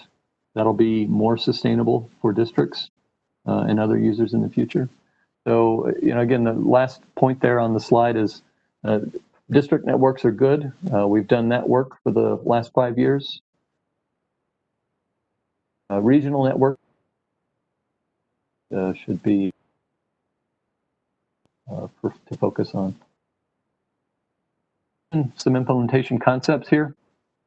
So as I mentioned, right now, the first opportunity for us to start work on this work is going to come through the capital, the impact aid to capital appropriation to the impact aid districts that was made during last year's session that we made awards for in August. Again, 8 of those districts at least will small capital expenditures for connectivity equipment to get their students connected one way or the other, whether it's a hotspot for a cellular connection, whether it's a Wi-Fi broadcasting station, whatever. Are potentially with those districts. Going forward, we can continue to work with PED and DO-IT and others. Again, that's part of the gap that districts need help with right now. It's just the coordination, some expertise, some support from a consulting level to help them figure out how to do this work locally. So they need to document their need in their districts. Again, can their students be connected with a voucher? How many of those students are there in their district versus how many need some kind of long-term internet infrastructure construction, build out, et cetera, improvement because they're off the grid and they don't have an option right now through a service. So we can help districts formulate their plans to build relevant and feasible short-term and long-term strategies. Again, ultimately with the goal of regional and state build out. Begin executing those plans. That's another thing that we can help with. And then the last thing there on the slide, some of the longer term goals. Again, to close the homework gap, we think that the concept of a district network needs to extend off of the school sites and to focus on connecting students when they leave the school site, when they go home or wherever they go, continuing to provide access for those students to the district's network via a high-speed internet connection. That should be a basic goal. That should be a basic concept for what a district network is in the future. We have our bandwidth concept for 100% of students, wherever they are, when they're off-site. That's a goal, long-term. The completion of the statewide network, maybe similar to the Utah model. And the last point there, what we see is a real need. Again, we're working with schools to develop projects regionally through a regional model, for instance. We need somebody else at a state level who's doing the kind of work we do for schools, but who is coordinating with tribal entities, who's coordinating with county courthouses, with rural public libraries. We have the library partner now through cultural affairs. But we need more help from a state level, another group who's doing the kind of work that we're doing with other entities to bring more participants into these regional models than just school districts, than just public libraries, rural public libraries. More participants would benefit all. So we'll wrap it up there and take any questions that you have on this presentation, this topic this morning. Thank you. Thank you, Mr. Chamblin. I've seen one hand up, Senator Michael Padilla. And if others, if you'll put your hand up, and we'll try and get to others if you can't figure out how to do that in a little bit. So Senator Padilla.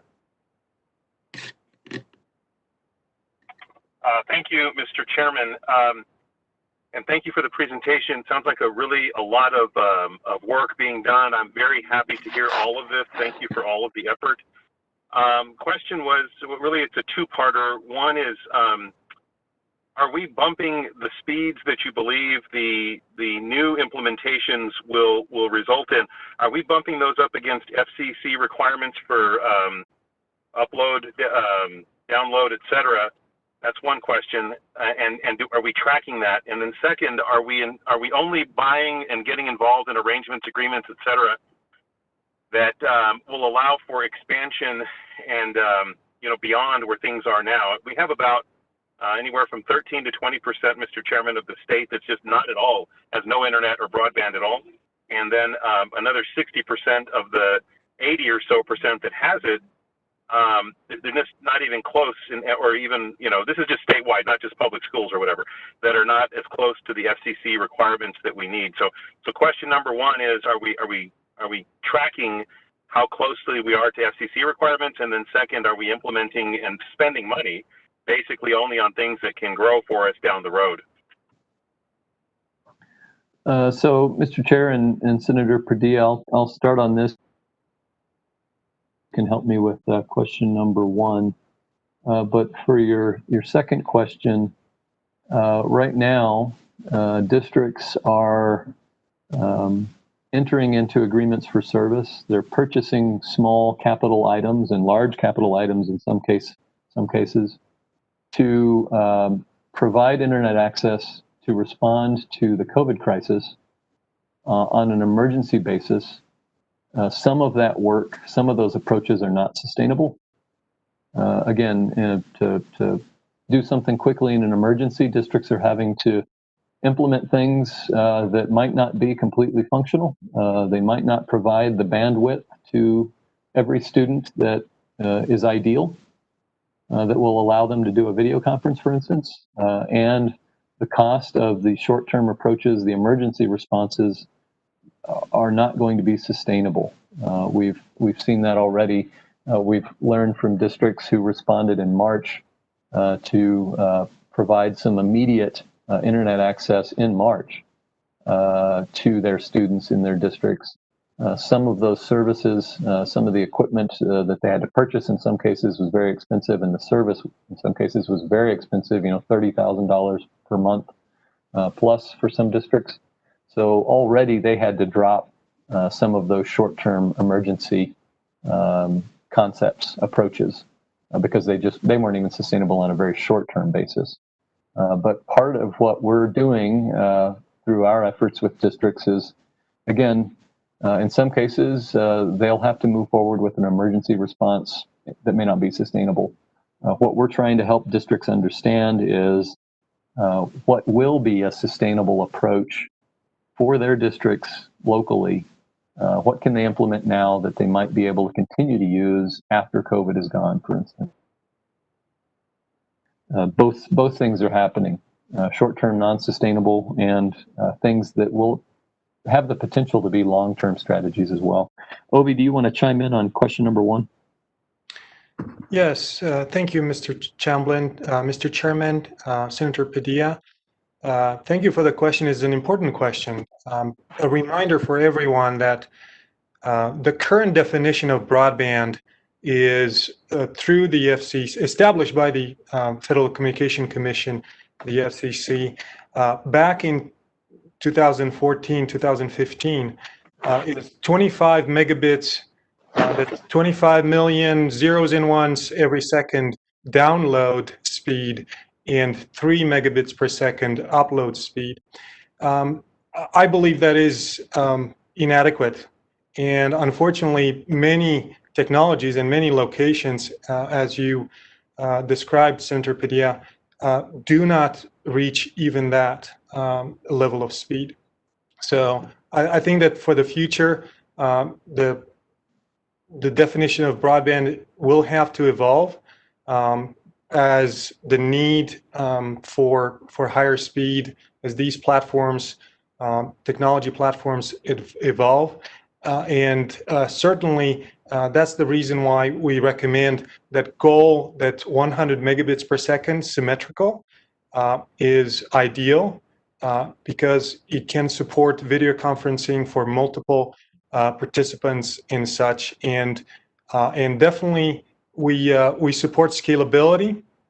All schools currently have access to, pretty much all schools except a handful that we're working on still have access to fiber optic, which provides pretty much unlimited bandwidth. So the scalability is present.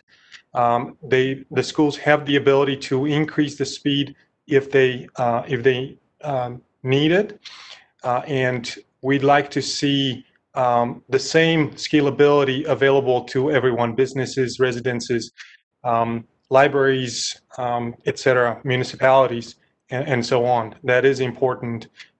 It is an important concept as it relates to technology. I hope this answers your question.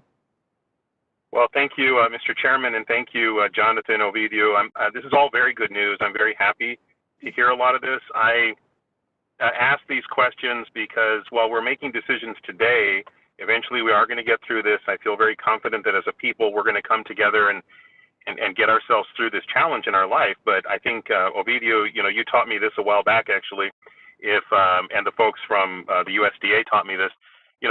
If we don't meet those standards or have a plan to meet those or have a structure that gets us there, it'll be even more difficult down the road to draw down USDA dollars in a big way to make what we really need to have happen for ongoing operations, if you will. So I just hope that you have that, top of mind, and as you're advising people that's the way they should wake up in the morning and think about this. Because if we don't, I think we're going to be behind the 8 ball when we may have investment dollars that can be matched with federal dollars that kind of snowball to actually make the bigger story happen for us. Thank you, Mr. Chairman. I think others, I don't know if others have questions, but I'm very happy with the report, and I'm here to help you in any way I can, Jonathan and Ovidio. Thank you very much. Thank you, Senator. I have on my list Senator Ivy Soto, Senator Stewart, and Representative Lundstrom. If others, if you put your hand up in the chat room area, and I'll put you on the list, and then we'll get to anyone else who's not able to get through that. So, Senator Ivy Soto. Thank you very much, Mr. Chairman. Mr. Chairman, I'll try to be quick, at least in a relative sense for me. So on slide 23, you have point 3C, which is that one of the goals is the completion of a statewide K-12 educational network. And I guess looking at that, it kind of frustrated me a little bit, because we already have in statute at section 9-27-6 F4 that the Secretary of DeWitt shall provide for a plan for the development of a statewide broadband network in conjunction with the Public Education Department, the Higher Education Department, state universities, other educational institutions, public school, capital outlay council, political subdivisions of the state, Indian nations, tribes, and pueblos, the PRC, and telecommunication network service providers. So it seems to me we already have in law that we're supposed to have an integrated network that includes K-12 and is not limited to K-12. So exactly the points that you all have been raising about where you'd like to go to be able to expand the network out to other things, we already have that in statute. And that's already supposed to be being done. And so I would really encourage you all to take a look at the language that we have in Chapter 9, Article 27, regarding the statewide broadband network. We also have, it also variously talks about a central telecommunications network, which I think could is consistent with the statewide broadband network. But we do talk about a statewide broadband network that would include all the schools as we proceed through this. And part of what's required in all this actually is that the Secretary of DO-IT is also required to apply for the E-rate funds and other funds available on behalf of local educational entities. And so anyway, so I just want to make sure that you guys are clear about what's already in the statutory framework. The other thing that I've been very frustrated about as we've been dealing with this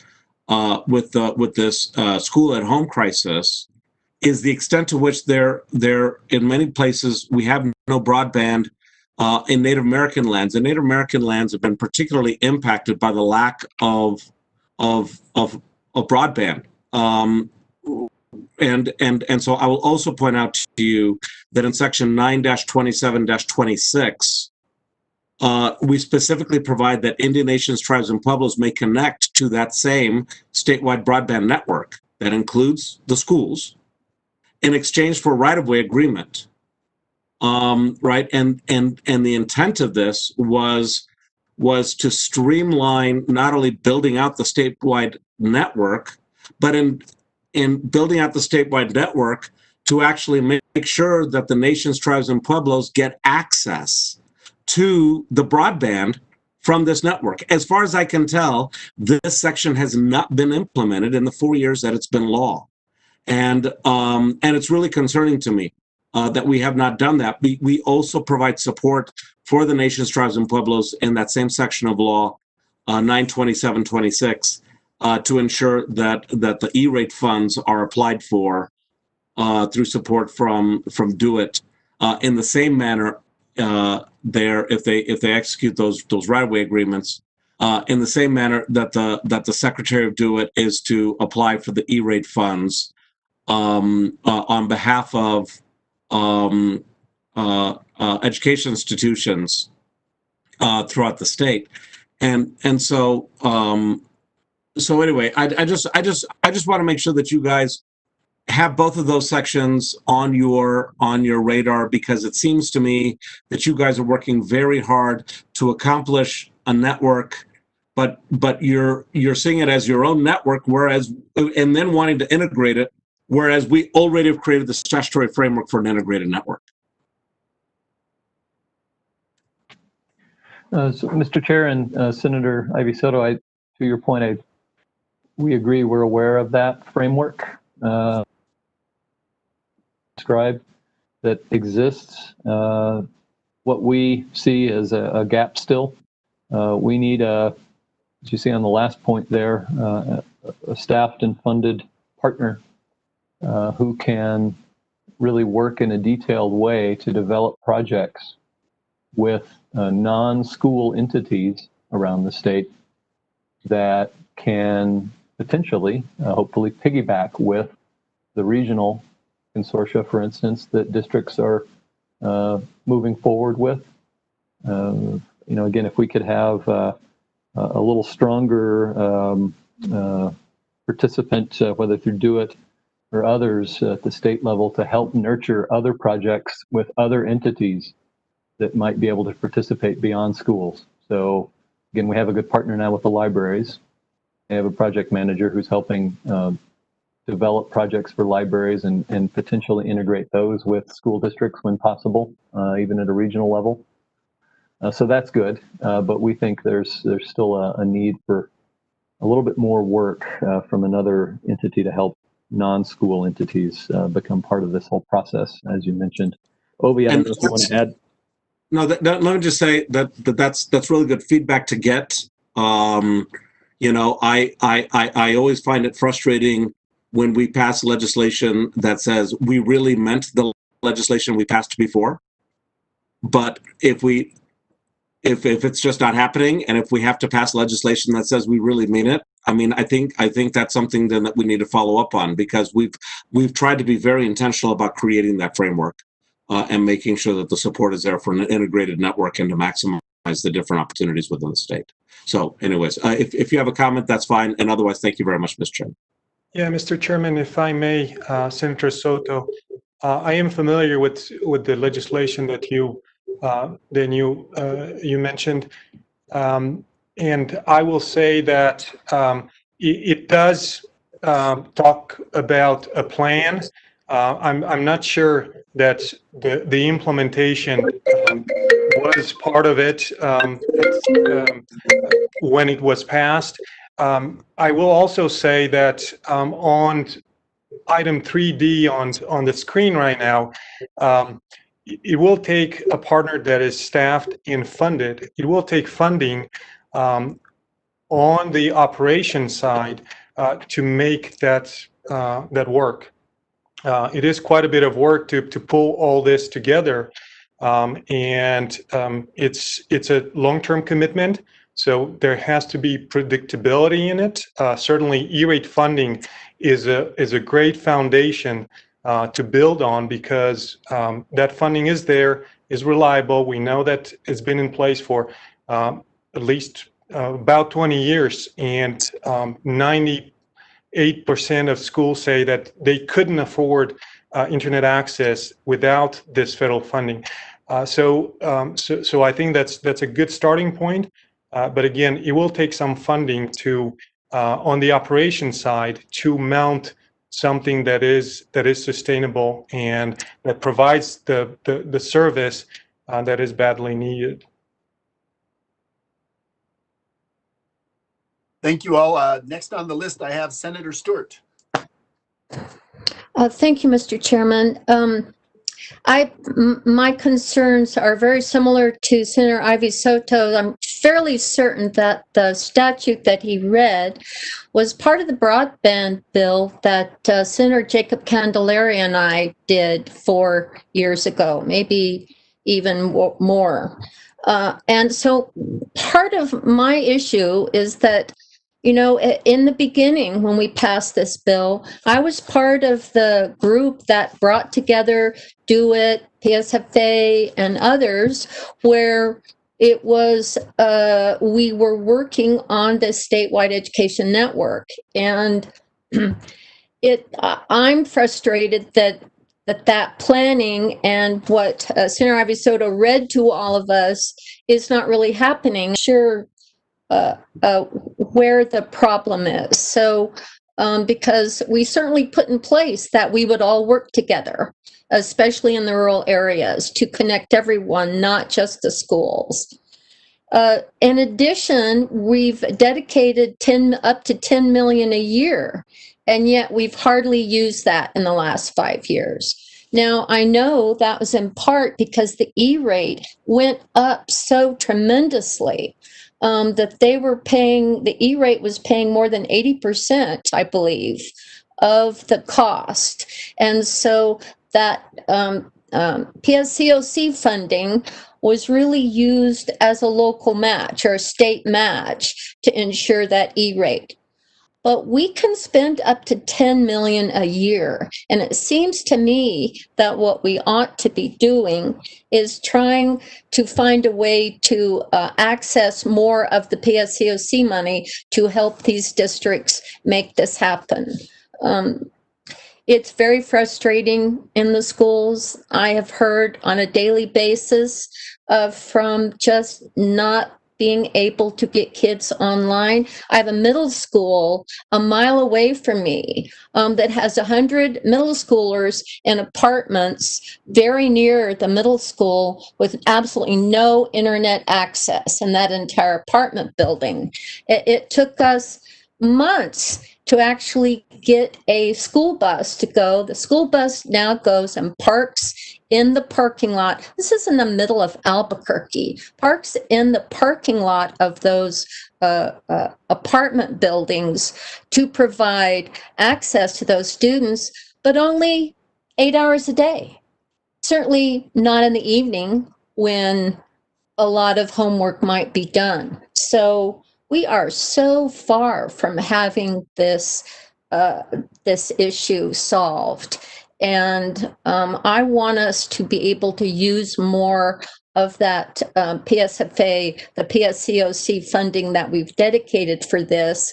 And I am very frustrated that that beginning effort to tie cities, counties, libraries, schools, rural areas especially together has just seemed to have fallen apart. The fact that you all are asking us to set up a network that we already set up is very, very frustrating. So I'm not sure where to go with this. But we obviously need more people paying attention to this. So I don't know if there's any comment from that. Mr. Chair and Senator Stewart, we hear your frustration, and we, I think, share that to a large degree. Well, Mr. Chairman, perhaps you could tell us more specifically what's missing. So it sounds to me like what's missing is some other person that's outside of PSFA that will be dedicated on this statewide effort also. But we already have the statute saying that DO-IT needs to be doing that. So what else are you suggesting that we do? Well, Mr. Chair and Senator Stewart, I think DO-IT needs to step up a little bit more, to just be frank, and staff and provide some real project management capability to coordinate work efforts with all of the other entities outside of schools that might want to participate in this work. That's what we see as one of the gaps right now, and one thing that is needed. Obi, do you have anything to add on this?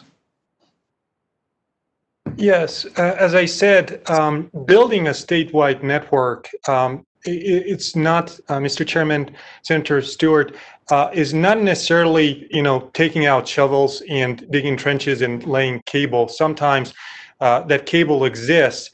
It is establishing a framework where everybody is brought together, and a big portion of that is related to operations, network engineering, and other similar types. And unfortunately, the PSCOC funding cannot be utilized for that purpose.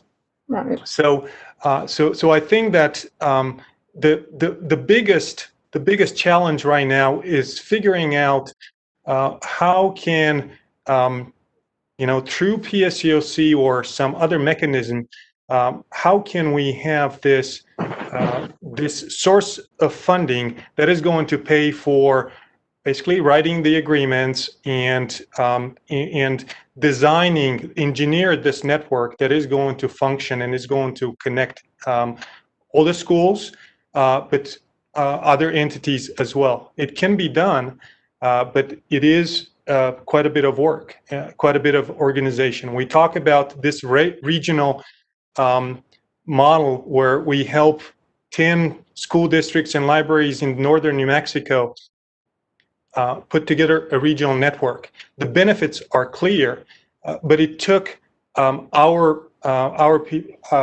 team, at least one full-time employee project manager over 2 years to kind of pull that together, and a lot of convincing. If we would have incentives to offer schools to join this, and again, operational dollars that could support the operations of this network, I think that we could make a lot of progress quite fast.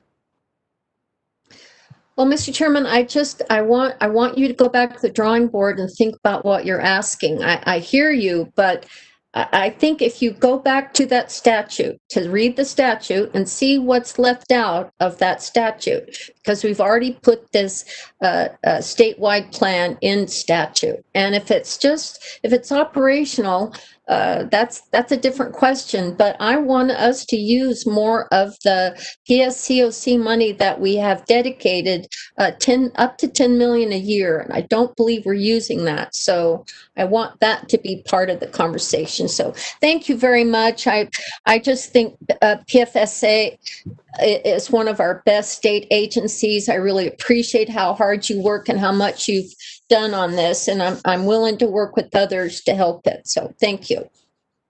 Thank you, Mr. Chairman. Thank you, Senator. Next, I have Chair Lundstrom and then Senator Padilla for a second time. All righty. Well, thank you, Mr. Chairman. I'd like to echo some of the comments made earlier about the good job the staff's been doing. I agree. I have to be honest, I didn't remember the statute that Senator Ivy Soto read or that was sponsored by Senator Stewart. Now it's coming back to me. I am now becoming alarmed because we're starting to listen to budget requests from these various agencies that all purport to be lead on broadband development. So I want to echo Senator Stewart's comments and Senator Ivy Soto's comments that we need to have a clearer path, because the last thing that we can do is start appropriating dollars to different agencies and there's not strong collaboration. So anything I can do to help with that, Mr. Chairman, I'm happy to do that. If we need to light a fire under DeWitt or whoever it happens to be, I would suspect it's DeWitt because they're lead on most of this, then let's do that. Because we are anticipating some big dollar requests when it comes to broadband. And unfortunately, the purpose is for schools. Well, we've got a school effort here, but because that seems to be an easy thing to hold up and wave as a flag that, gosh, our education community needs it, and we all know they do. Gosh, we all have stories about lack of internet service in all of our districts. So anything I can do, Mr. Chairman, on that to shake loose some support or coordination, please let me know. I'm happy to do that. Thank you. Thank you, Chair. Before I go to Senator Padilla, I just had one very quick question, and it comes from some other meetings where we talked about broadband access, where at least at the federal level, access is considered, my understanding is considered, if anyone on the street or anyone within a certain distance has access, everyone's considered to have access. Is that how we are determining access at home? And then kind of the same sort of thing is when we talk about that there's access at home, is it adequate access? We have some homes where there are 4 or 5 children all trying to be on their Zoom meetings with their teachers at the same time, and the system starts to crash because there's not enough capacity. Are we talking about adequate capacity at each home, or just minimal capacity when it may not be? And again, in some of these homes, we also have parents who are trying to do work by remote access and quickly exceeds the capacity of the system to handle that. How are we managing all of those things? So just very quickly, and then we'll go to Senator Padilla. So, Mr. Chair, real quickly, the surveys that have been done really haven't parsed out that difference. So do you have internet at home is a generic question. Do you have high-speed internet at home is a generic question. Do you have internet that can support 4 people video conferencing at one time? That's a little bit more specific. The surveys haven't asked that question. The work that the council just awarded funding for yesterday, this consultant assistance to districts, is going to get down to that very, very specific household level of questioning per district. For the districts that need help getting students connected still right now, between now and January especially, that will be part of the question and answer for that consultant to work with the districts to ask those very, very specific questions for these particular students in this particular area or in this particular household. What kind of technology do they need? Can they function with? What's sustainable for them? Is it a Wi-Fi hotspot? Is it a hockey puck? What's the technology that's available in the market? Will it function for them? Will it connect all of them all at once so that they can video conference all at once? Are there other users in the household that'll be piggybacking on this service? That's the kind of detailed conversations that will happen through this consultative service to districts. And that's what they need help with in part, especially smaller districts who still have students who are disconnected. So yeah, those conversations much more specific conversations will happen, but they haven't really happened to date down to that very, very specific level yet. And thank you. And I think those are some of the conversations we really need as we're talking about equitable access. And I think districts have tried to do the best by having hotspots and setting them up in mobile areas, but that also requires the family then to drive a car and the kids all sitting in the car, which may be the only transportation that the family has. I mean, it causes some real other kinds of disruptions when we don't have adequate access for all of our children. It increases that digital divide. And I think it really is incumbent upon us to make sure that we start removing those barriers so that everybody really has access. So those are my only questions at this point. We'll go back to Senator Padilla. If there are others, please put your hand up in the chat room area next to your name and I'll try and find you. And otherwise we'll open it up to anyone who can't get on that direction for their question. Senator Padilla. Thank you, Mr. Chairman. I'll be quick. I know it's my second go around. Just kudos to all of the comments that were made and all of the focus on the subject. Have been working on this since I arrived at the legislature. Was able to put broadband in the Local Infrastructure Act. We reformed the USF fund, rewrote all of our telecom laws, but that's just the beginning. A lot of what I think Senator Ivy Soto, Senator Stewart, and others were saying, Representative Lundstrom, Chairwoman Lundstrom, excuse me. We do have a lot of things on the books. We just simply don't have a coordinator. We don't have somebody driving the bus, if you will, across the state on this topic. So I do have a piece of legislation. I know you don't want to get into that right now, and I won't. But just to give some comfort, it's an identified issue that I've been focused on for a while, and I have I believe a plan to drive someone that we can go to every day on why things are or not getting done on that broadband. I'm sorry, a broadband network, statewide broadband network, to all the other things that we've talked about, to funding, to this, that. Someone owning the state broadband map, someone available to work with localities to get things done. So I will be bringing that. I just wanted to make that mention because I hear the frustration over and over, especially in this interim period, because obviously we're all listening to our constituents, as we always do, but we don't have a quarterback or a coordinator or someone that's leading the cause. And so I'm going to be bringing that, and maybe if we have a future meeting, Mr. Chairman, I can present that information. Thank you. Senator Padilla, I saw Ms. Romero that you had your hand up, but then it's back down. Did you wish to speak? Mr. Chair, thank you very much. I think the only thing that it's not a question, just more a statement. I think this reminds me a lot of the water, just water in general. We have so many agencies that are involved in it, but it's really hard to coordinate all of the water projects. Or broadband is really similar to that. We have different agencies working on pieces of it, but there's no really consolidated effort to do this.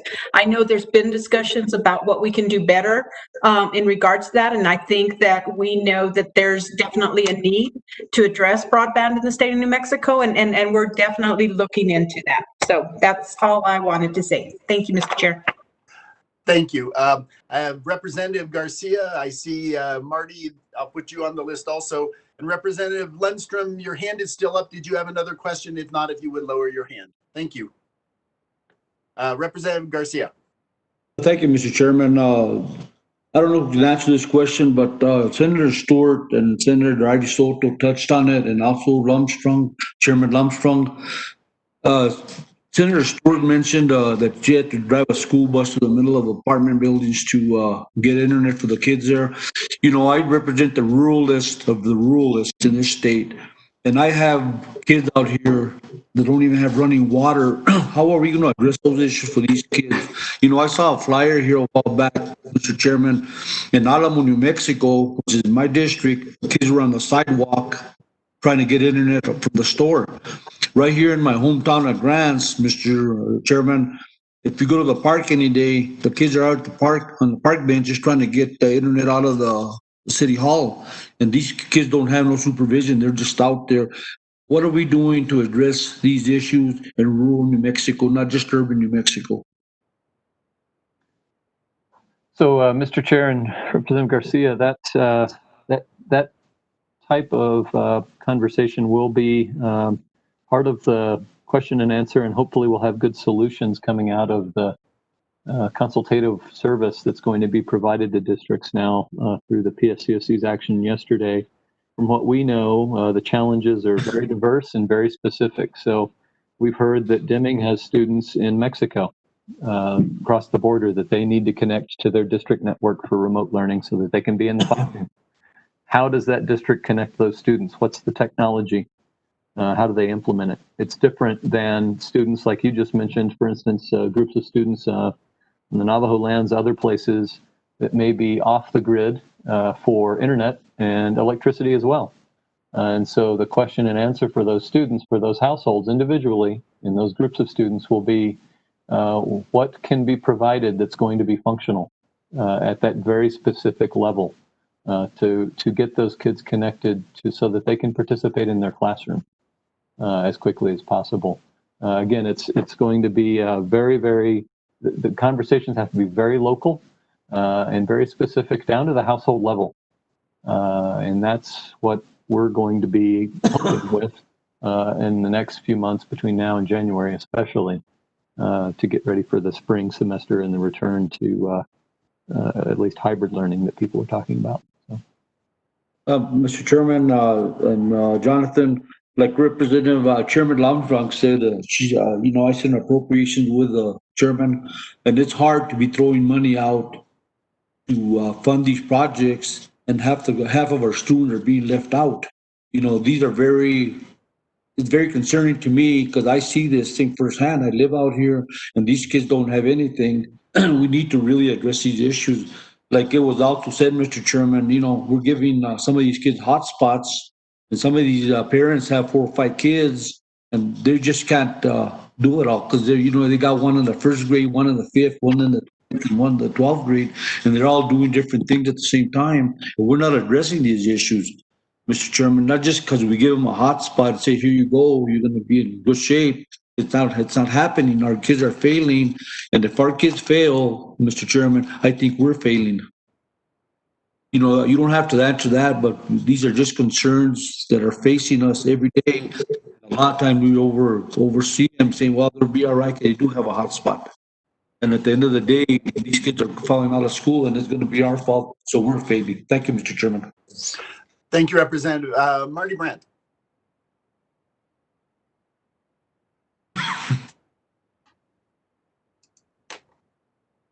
Sorry about that. Mr. Chairman, Mr. Chamblin, I am wondering if there's any effort to coordinate with CYFD, HSD, and the Behavioral Health Collaborative.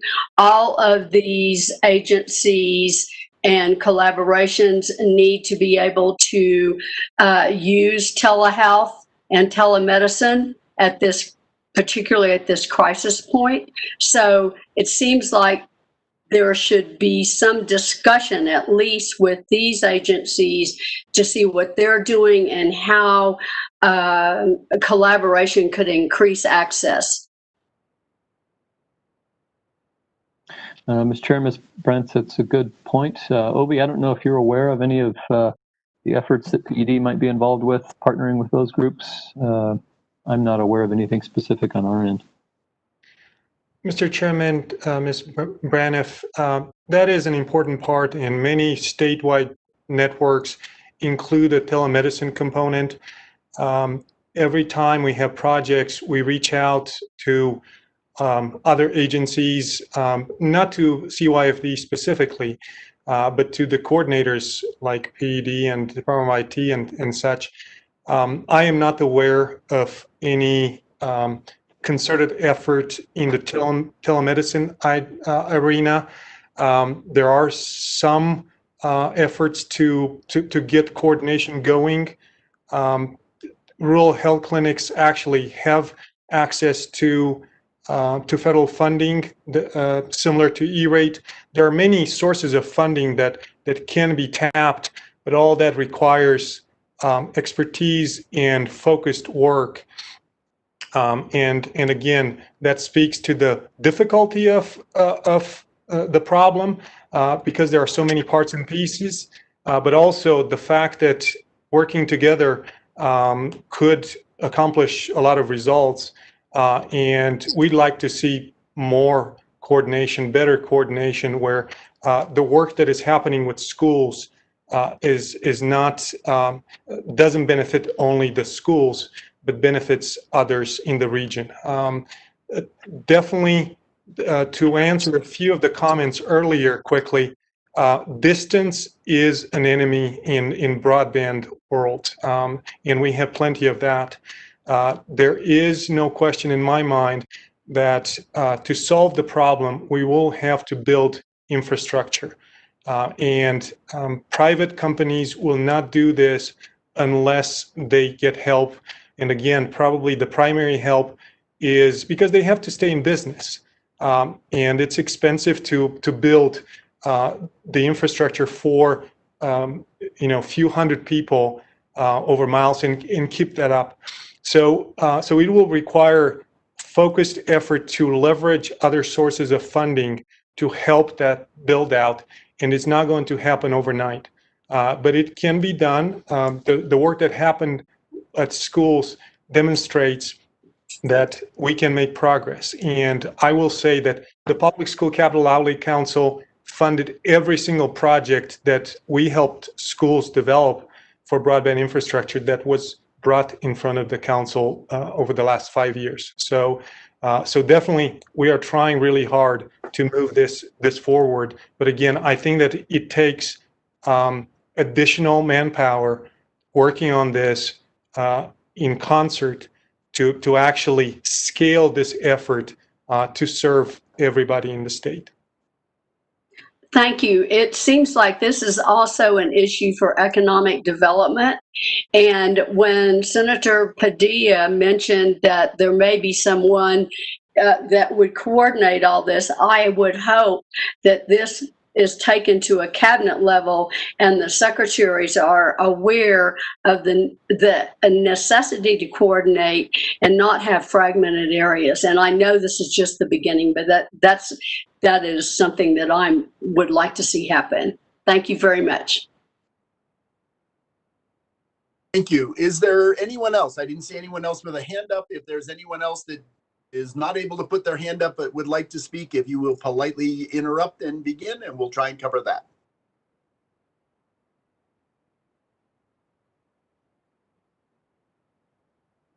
Not seeing or hearing anyone breaking in. Thank you, Mr. Chamblin. I very much appreciate the presentation. I mean, I think it's clear from all of the comments that this is a major concern that we have across the state. And it's not just education, as was indicated. This is economic growth and development and everything, that we've got to do a better job at getting high speed into our entire state. But it's been really laid bare here in our public schools, the inadequacies that we've had, and how do we rapidly catch up with that. And I think that's going to be the real challenge this year and the next couple of years for the future of the entire state, is that we've got to move forward in this area. So thank you very much for the presentation. And what is our next presentation with things, or where are we in the agenda? So, Mr. Chair, we have next up on the agenda the HVAC conversation. Okay, if you would like to kick us off on that particular one. And I also noticed, and we have not had an introduction from Senator Kernan. I saw Senator Shendo was on. If anybody who's not introduced themselves as we're doing the transition, this would be a great time for a very short introduction.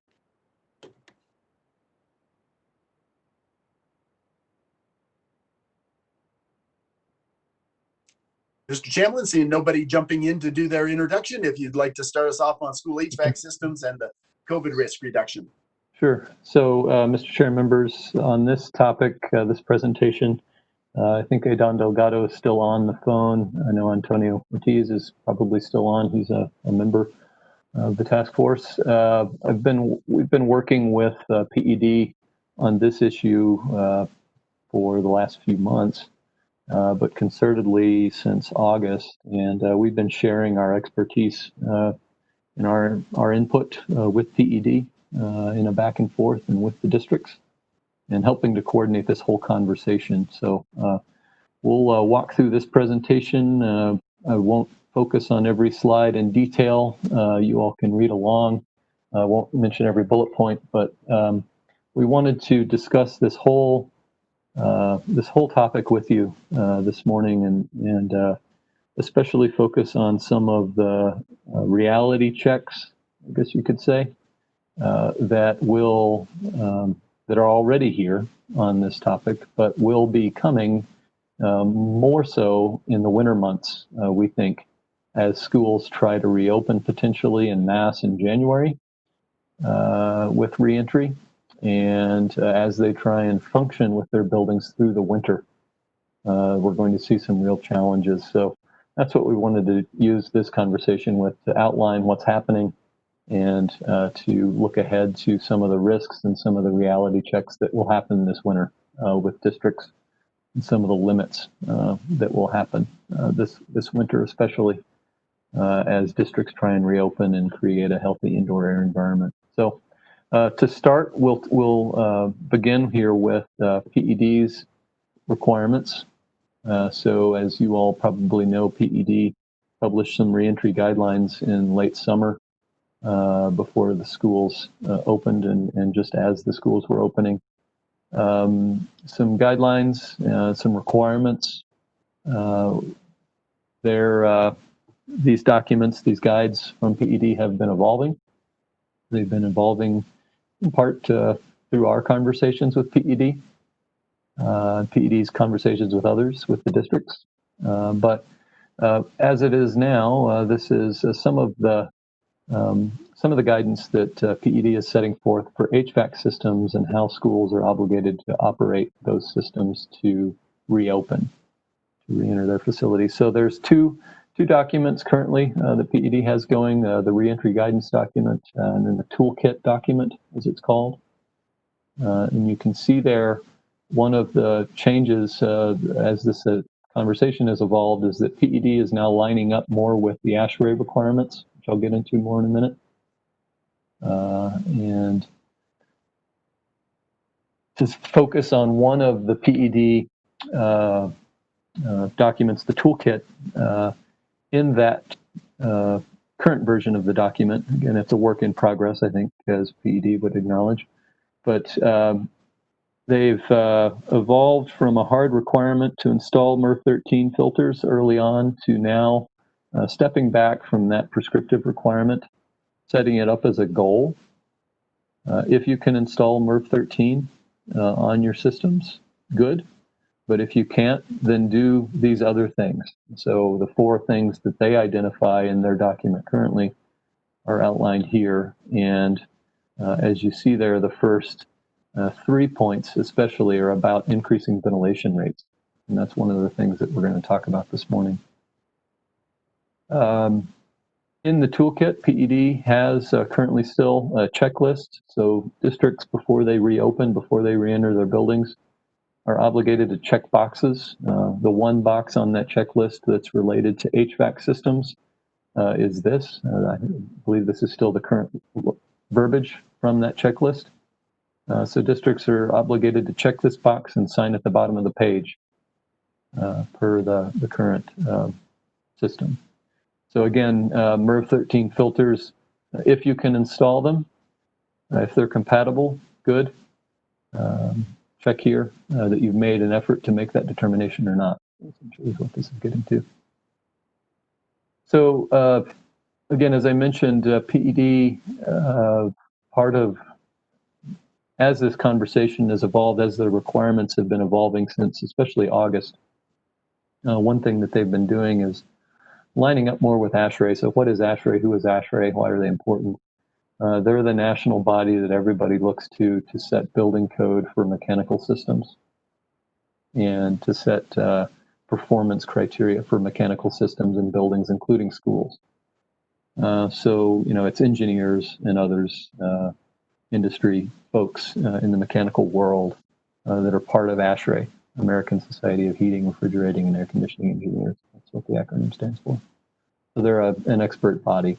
They ASHRAE put out their own guideline document for schools in particular. I think they called their reentry guidance document, guidelines for schools in August for public schools as a resource. It's a good document. It's non-prescriptive. They set up some goals. They talk about this whole issue. And again, the biggest picture goal for them is how do schools create healthy indoor air environments in the time of COVID? What's functional? What's possible? What are the approaches? What are the recommendations? That's what ASHRAE has outlined in their guidance. So, as they point out, and as we'll talk about, there's a very broad range of system types in schools nationally and within our state. And so what's relevant locally, that ultimately is where the conversation needs to start and stop, is a local solution. One size fits all won't work. But yeah, as you see there, one basic concept that ASHRAE outlines is to deal with COVID in school buildings, you need to increase your outdoor air ventilation rates into your spaces, and you need to treat the return air if you can. Sounds easy. On the next slide, again, continuing with ASHRAE's framework and the way their recommendations. So they've essentially set up a prioritized list of things in order. So the first thing they suggest is assess your system. Again, look at it locally, individually, at a building level and at an individual system level.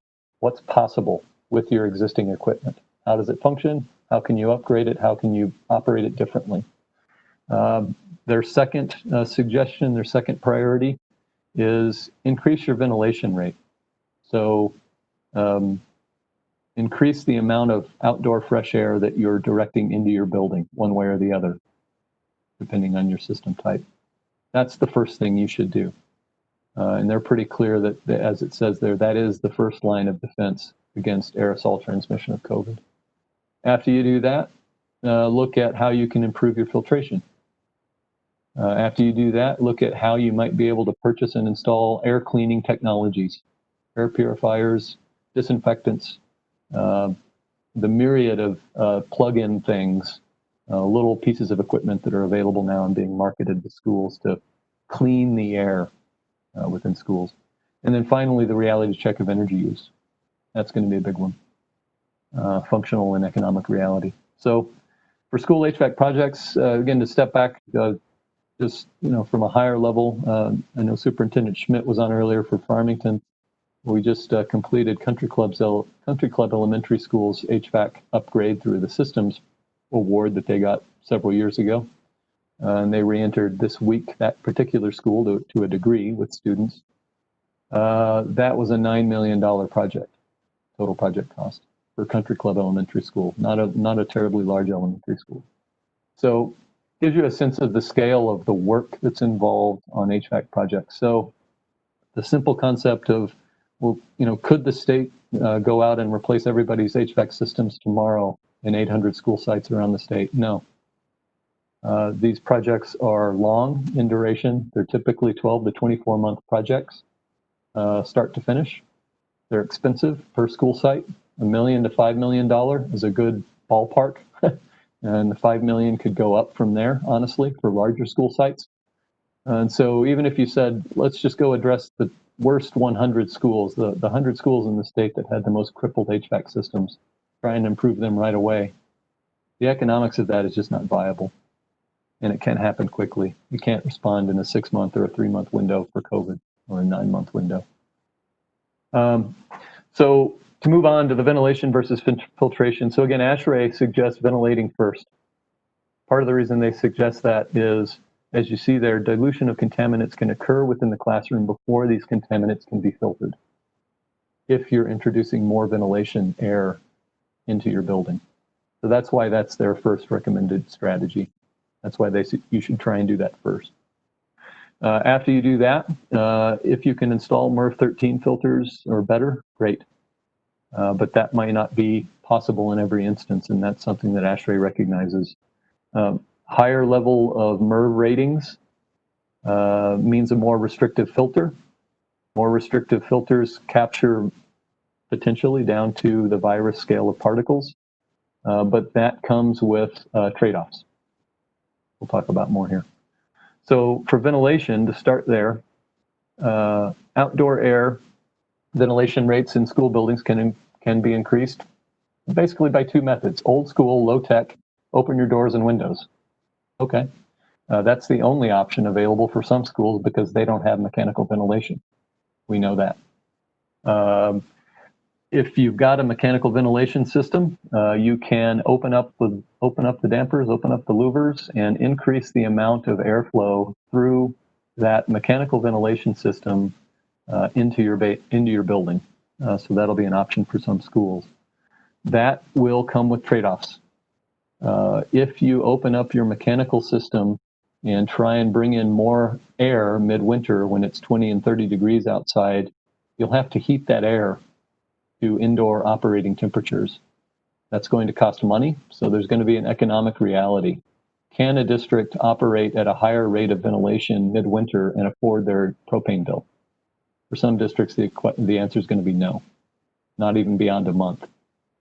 The other issue is, as you do that, you're risking damaging your system components. So oftentimes in mechanical rooms, if you open up louvers, there's other stuff in the mechanical room that might freeze and pipes might burst. That's a problem that happens already pre-COVID. If a school district accidentally props open a dampener with a broom handle, for instance, if it can't close midwinter and you get too much cold air, you can freeze your water pipes. It could be your domestic water, it could be your fire suppression water. There's a variety of systems that can be negatively impacted. The heating and cooling systems themselves also can be negatively impacted by increased outdoor cold air flowing past system components. So that's a risk. Some other ventilation concepts here to discuss. On the cooling side of things in New Mexico, with evaporative cooling, simple evaporative cooling systems pump a lot of outdoor air through buildings. So they're very effective at ventilating buildings.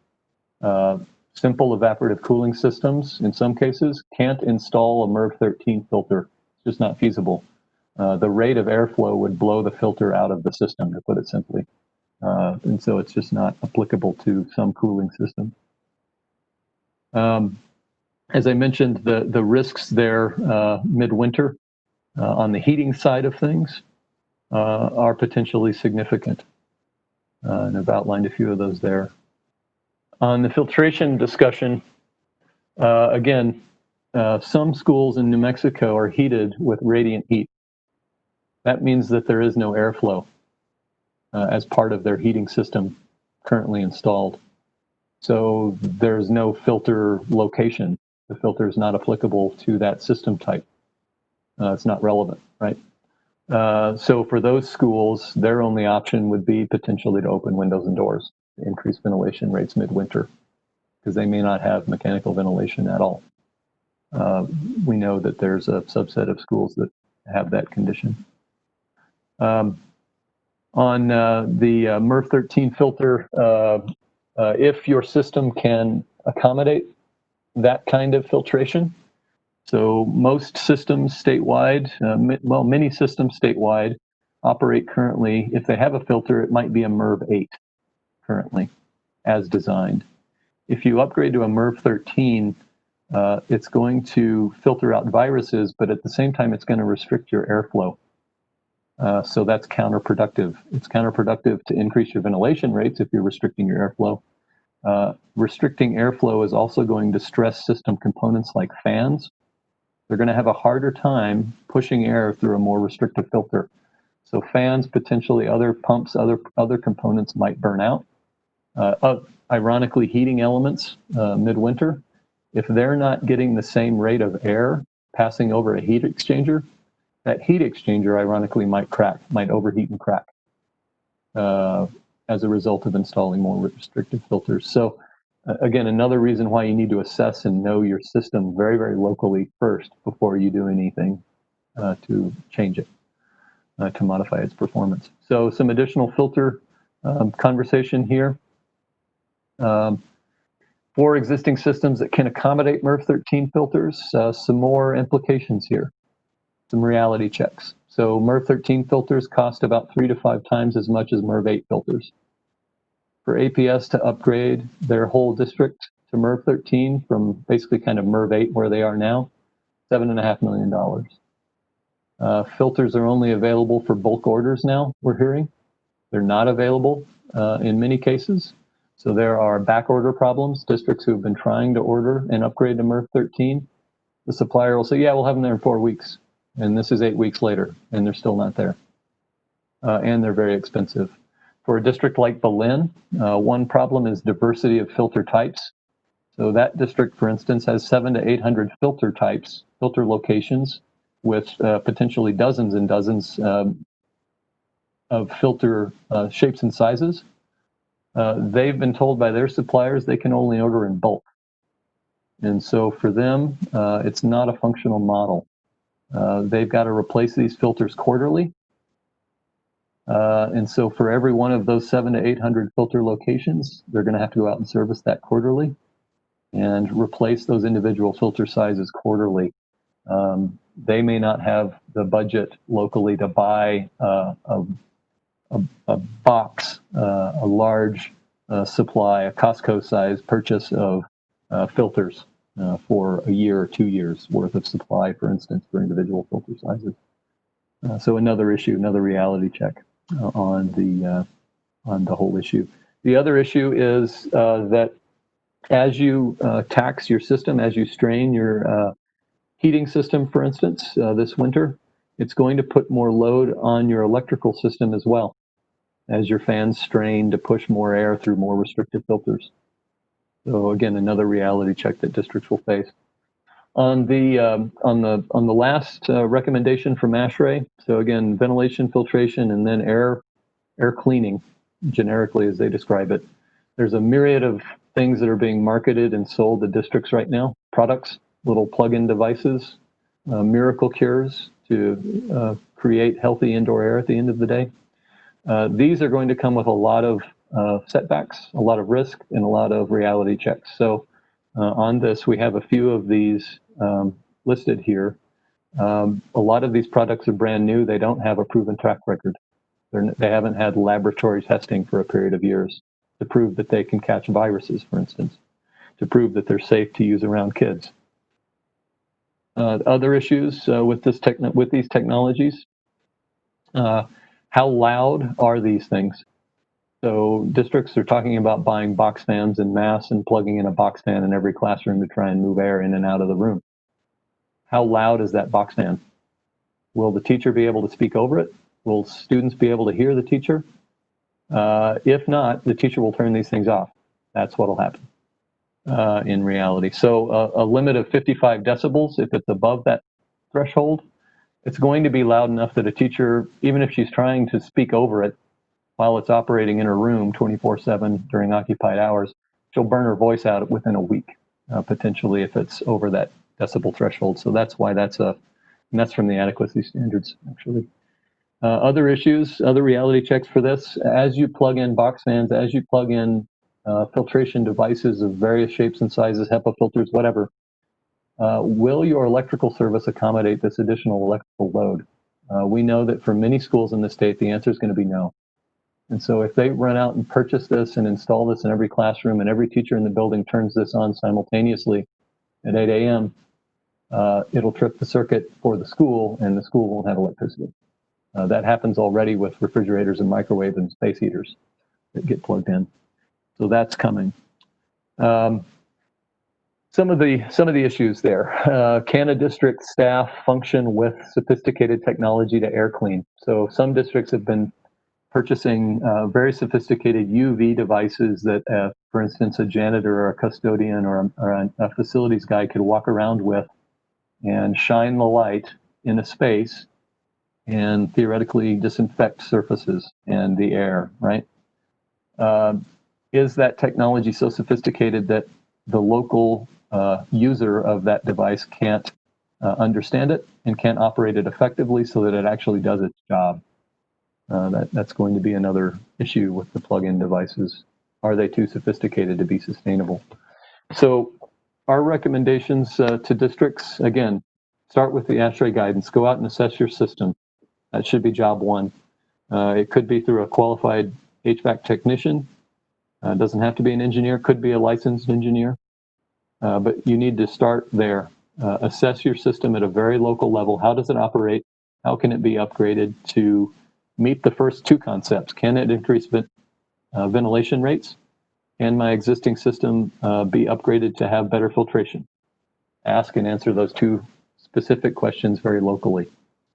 Identify effective, viable economic solutions very, very locally at the individual school building level, at the system level. And then again, only considering purchasing the plug-in devices that have a real proven safe and effective track record that you can function with, that you can sustain, that you can own and operate. That's last recommendation. So with that, I'll take any questions that you have on this whole conversation. I don't know, Idan, if you're still on the line, if you want to chime in on any of the updates from your perspective. Thank you, Mr. Chamlin. Idan, did you have anything you wanted to add? Mr. Chair, this is Antonio of PED. I don't know if he's still on the line or not. I'd just like to make a couple of comments on, basically, Jonathan, hit some of the major points going on with the air filtration system. Currently at PED right now, what we're working on is we're in the midst of gathering all this information statewide, and it's a ton of information. We're using some of the information that was provided up to us from the TSFA. What we're trying to do is get an understanding of what's out there, and it's a mix. It's a wide mix statewide and different types of systems. And our ultimate goal is to help school districts to figure out what they have going on in their district, and what can we help them to do, or what's going to be the next process in order to get them to basically, an ultimate goal is to make sure that students and staff are safe and that they're providing the highest level of fresh air and clean air within their school. So right now, the guidance that's gone out is one, for all the schools that are open, is basically to get to the high, if your system has a MERV level, whatever that MERV level is, get to that highest level. And then if 13 is the ultimate goal, but as Jonathan stated, some districts won't be able to get to that. The system will accommodate a MERV 13. That's the standard right now. Also, there's just some districts that have radiant heat where there is no filtration at all. Actually, he does mention about, number one is fresh air. Chair. Antonio, your sound is really awful. It's breaking up terribly, and I think it's on your end, but I don't know. Okay, I'll try to speak a little louder. Maybe that's it. Mr. Chair, I'm sorry, if I could recommend that Mr. Ortiz use his phone for his microphone settings. You just need to press the down arrow next to switch audio and then enter his phone number next to call me.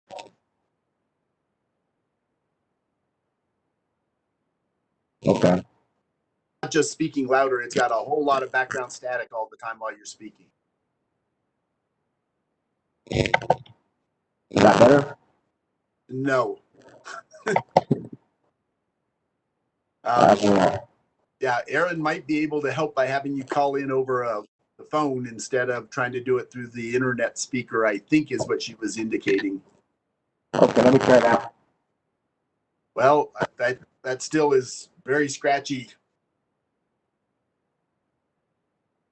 I did have a quick question. I was watching for others with their hand up and didn't see any, but I know there, as you had indicated, there are a number of companies selling air purifying systems for schools. Have we had many requesting those as part of their COVID responses for in their buildings? And then kind of just a concern or a caution that all of these things, as far as air circulation, purification, and all of those, that those really are secondary to the basics of social distancing, of mask wearing. They are another level, and I don't want districts to get complacent that because we've got great air circulation, we put in the MERV 13 filters, that we don't have to do the other things, and make sure that we recognize that it's a combination of all of these things that are needed, not that just because we put in, a fancy system that sterilizes the air, that we don't have to do the other things. So just comments if you like, Mr. Chamberlain. Sure, Mr. Chair. Real quickly, for the schools that reopened a few weeks ago, I don't want to speak for PED, but I will a little bit. They coordinated an effort for local firefighters, the fire marshal, to go out and do some inspections of the schools that reopened. And this was back in the early September window, to verify that the schools were actually implementing the social distancing requirements and maintaining those while they operated with the students that were in the building. They checked to see if you've got PPE, if you've got your hand wash station set up. All of those operational things, that was the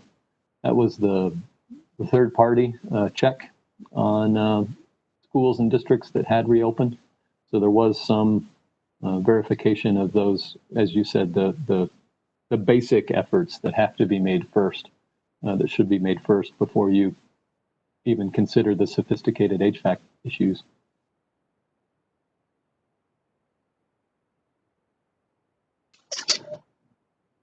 Mr. Chairman, just a question, if I may. Can you hear me okay? Yes. This is Stan. Mr. Chairman and Jonathan, I'm wondering, as we've looked over the ASHRAE requirements, isn't that as much as anything how to ensure air quality and air exchange? Aren't those kind of the two parts of the ASHRAE requirements, and they get you there? And I'm wondering, we've had some discussion with superintendents who are having now monitoring of air quality as part of their additional protocol. As an example, in the Hobbs district, they're doing that to compare inside air versus outside air and things like that. And I'm wondering, that's not as expensive as complete filter changeouts, engineering changes, and things like that. I'm wondering if in the strategic planning forward, if that might not become part of our guidance. And I just wondered what your input would be. And Mr. Chairman, you're correct. This is like the fourth tier of readiness in districts after you've done everything else to try to assure that then on top of everything else, the quality of the air is better. And I just wondered, Mr. Chamberlain, if you had any comments on that. Mr. Chair and Mr. Rounds, just very quickly, ASHRAE's first, again, one of their introductory comments is that their basic objective is to ensure a healthy indoor air environment in schools. And that's why they put out their guidelines. And that's why they've tried to frame this whole conversation, set out some requirements, or not requirements, set out some recommendations and some prioritized recommendations. But again, ultimately for them, it comes down to what's practical, what's feasible, what's applicable, what's economically viable, what's possible at a very local level, at an individual local building system level for schools. How can they operate? What can their existing systems do and not do?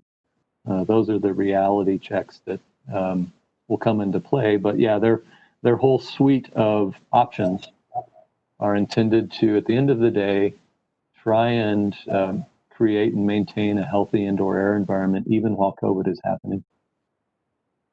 So, Mr. Chairman, could I follow on with that? So I'm wondering from the policy perspective, and maybe Mr. Ortiz might be a right rally point to discuss this future in time. I wonder about the approach we're taking and whether it might not be as viable or more cost effective if we talked about how we might monitor air quality and those components, since that's the end game, apparently, under the standards we have, and do cost control. My worry is, the worry of the superintendents of schools in this state is that they're going to spend incredible amounts of dollars, like we did on certain PPE equipment, and have it wasted at the end of the day because it doesn't meet the standards. The MERV 13 issue is part of that. as you said, Mr. Chamblin, many of the units won't take that kind of density of filtration.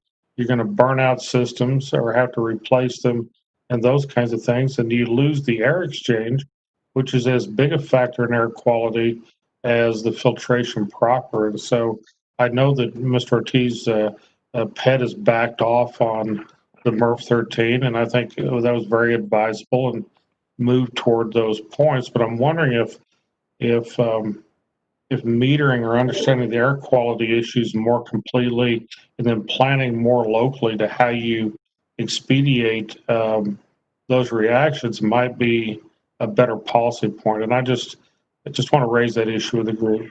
Thank you.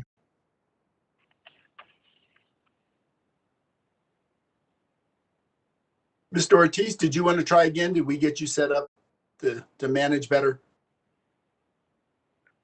I'm still trying to get on. Yeah, it's still all scratchy.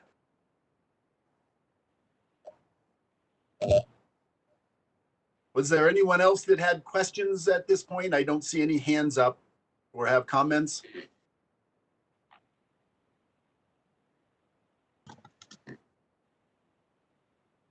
I'm not seeing or hearing any others. Mr. Chamblin, anything else? No, Mr. Chair, I could talk for quite a bit longer on this issue, but I'll leave it at what I've presented. Thank you. Well, thank you. And as we're kind of transitioning, any legislators who are hoping to get per diem for this meeting, you must actively request that. It does not happen automatically if you are requesting per diem for the meeting. And I think that would go to you, Mr. Burciaga. Is that correct? Thank you, Mr. Chairman. Yes, it can go to me or to Linnea, and I will put both emails in the chat box. Okay, thank you. So again, for any legislator, you must actively request per diem for today's meeting. It will not happen automatically just because you were on. Mr. Chamblin, where are we with things now? So, Mr. Chair, the last item on the agenda was the SB9 program unit and prior year land valuation for state match calculation item with Ms. Schedule and Mr. Ortiz being the co-presenters on that item. So I can turn over my screen back to Linnea, who may have their presentation. Linnea, if you will give permissions to Tim, he's gonna get slides for me.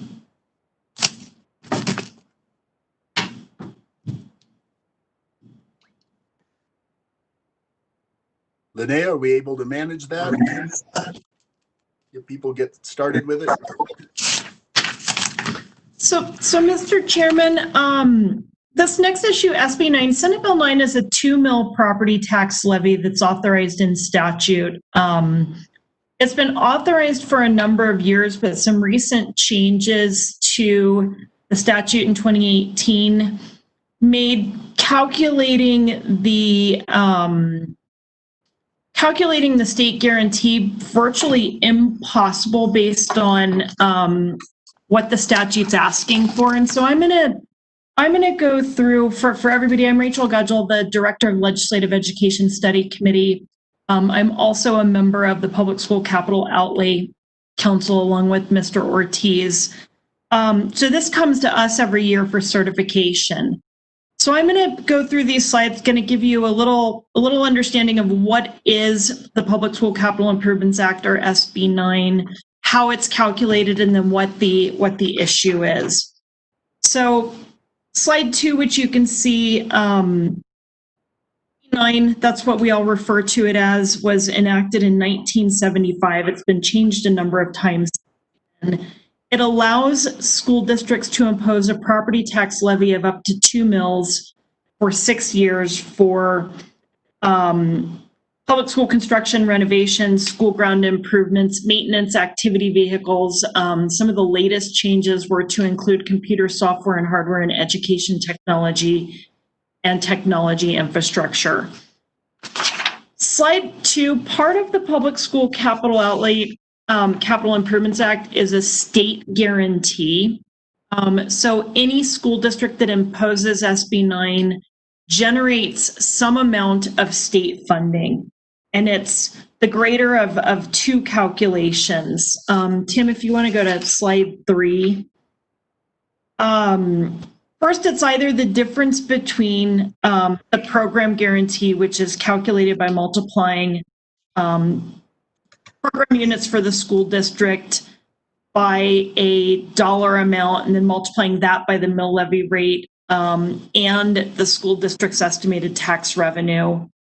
So the difference between the calculation and the district's estimated tax revenue, or a minimum guarantee amount, which is calculated by multiplying prior year program units times a per unit rate, again, times the number of mills.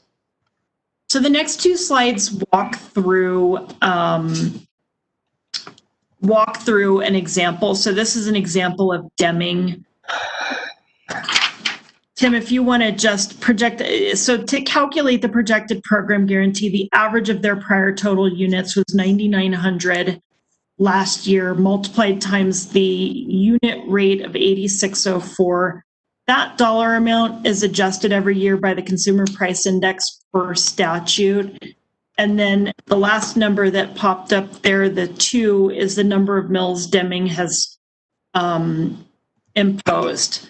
So you take that calculation, which equals $1.7 million, and you subtract it from this next calculation. So is that the assessed valuation of $597 million times the mill levy gets you $1.1 million. So the difference between those two numbers is 513,000.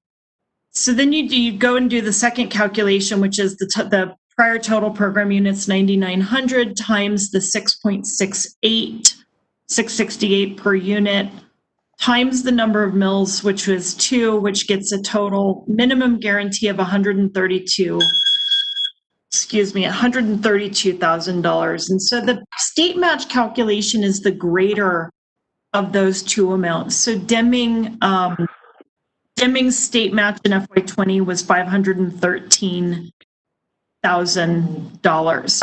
I'm not, in the interest of time, we have a second calculation on here. Not going to walk through it because this just shows you a district. Artesia gets a minimum guarantee.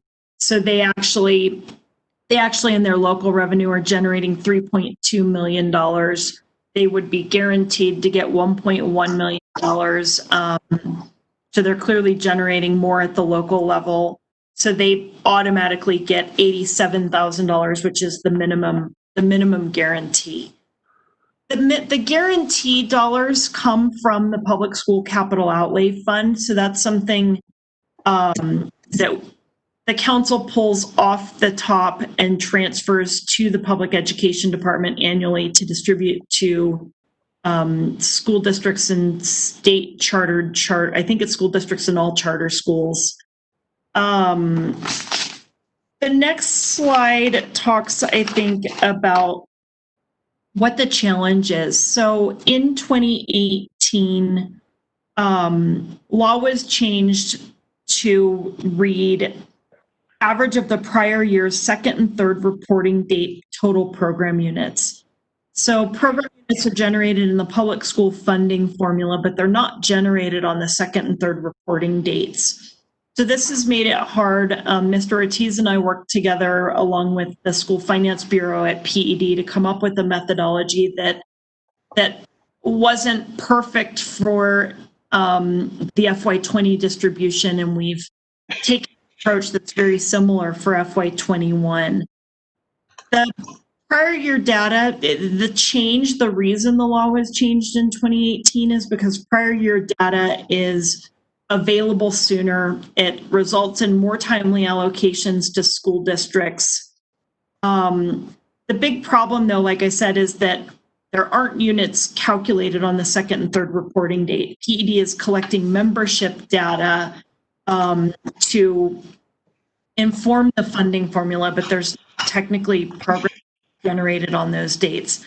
That was something the department flagged in the 2018 House Bill 48, but it didn't get fixed through the legislative process.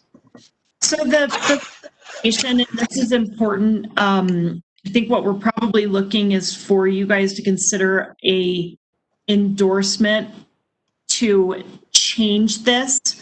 So there's a fundamental necessary technical change, which is to amend the law to use prior year final funded program units. That would ensure that data is available to the Public School Capital Outlay Council early, that distributions were based on data that's easily available. It's not super administratively burdensome to calculate. There's another thing you guys should probably think about, Mr. Chairman, and that is as the legislature has included discretionary programs, so programs that districts can choose to participate in, this is impacting and increasing the distribution from the fund. And I think it was Mr. Rounds who asked some questions about out-year projections of revenue to the fund.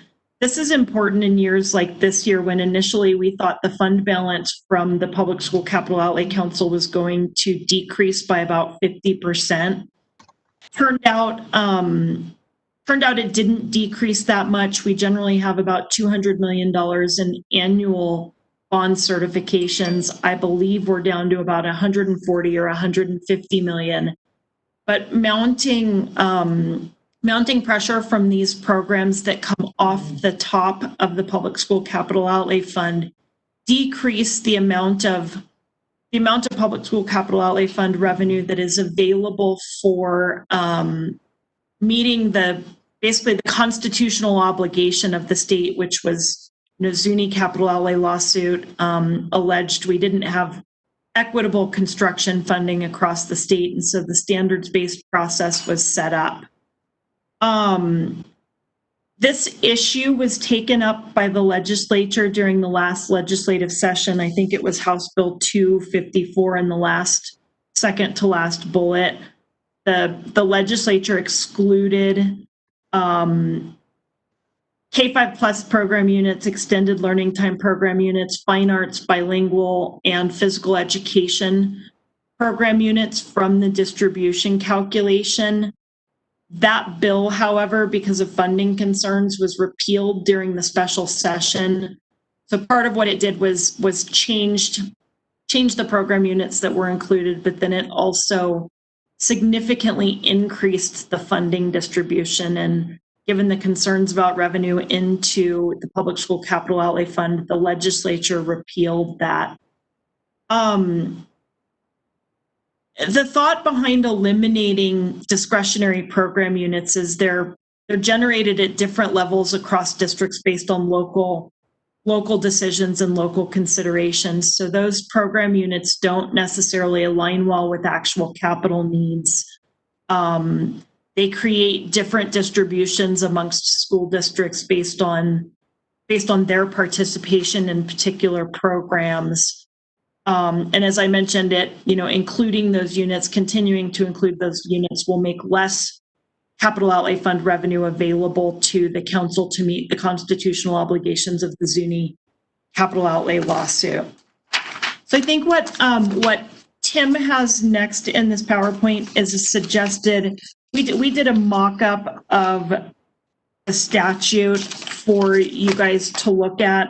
I don't know that we need to show it to you, but there's red text in the attachment that got emailed to you that's the necessary technical change. I think Mr. Ortiz worked with my staff on this, and we're in agreement with the statutory language.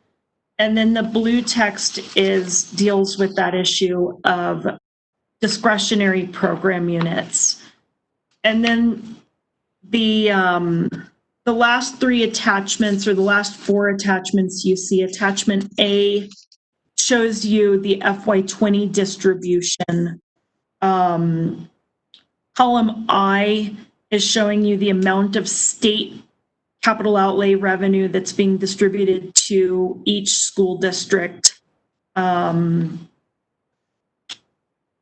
attachment B is the proposed. So one thing I failed to mention is the Public School Capital Outlay Council made a decision this year to use the final funded program units from last year because it really is, I think it's probably what the legislature intended and aligns with intent, but it's really the only option we had. So attachment B shows what the distribution should be this year, column I. And then attachment C, column I, shows if you eliminated discretionary program units, what the distribution would be in FY21. The last attachment, D, shows you a comparison of those three spreadsheets. We gave you the three so you could follow the process and the methodology, but you have the FY20 projected local tax that's being generated. So the prior year funded units, projected local tax, that's the 2 mil levy imposed at the district level. The state distribution, which is the match amount that the council makes and PED distributes, and then their total funding. Then we show that for FY21 and show it again for the FY21 scenario, excluding discretionary units for your comparison. With that, Mr. Chairman, I realize I went through that really fast. I'll stand for questions. Thank you, Rachel. Let me check through and see on the chat or the thing. I don't see any hands up currently. Is there anyone who does have questions about?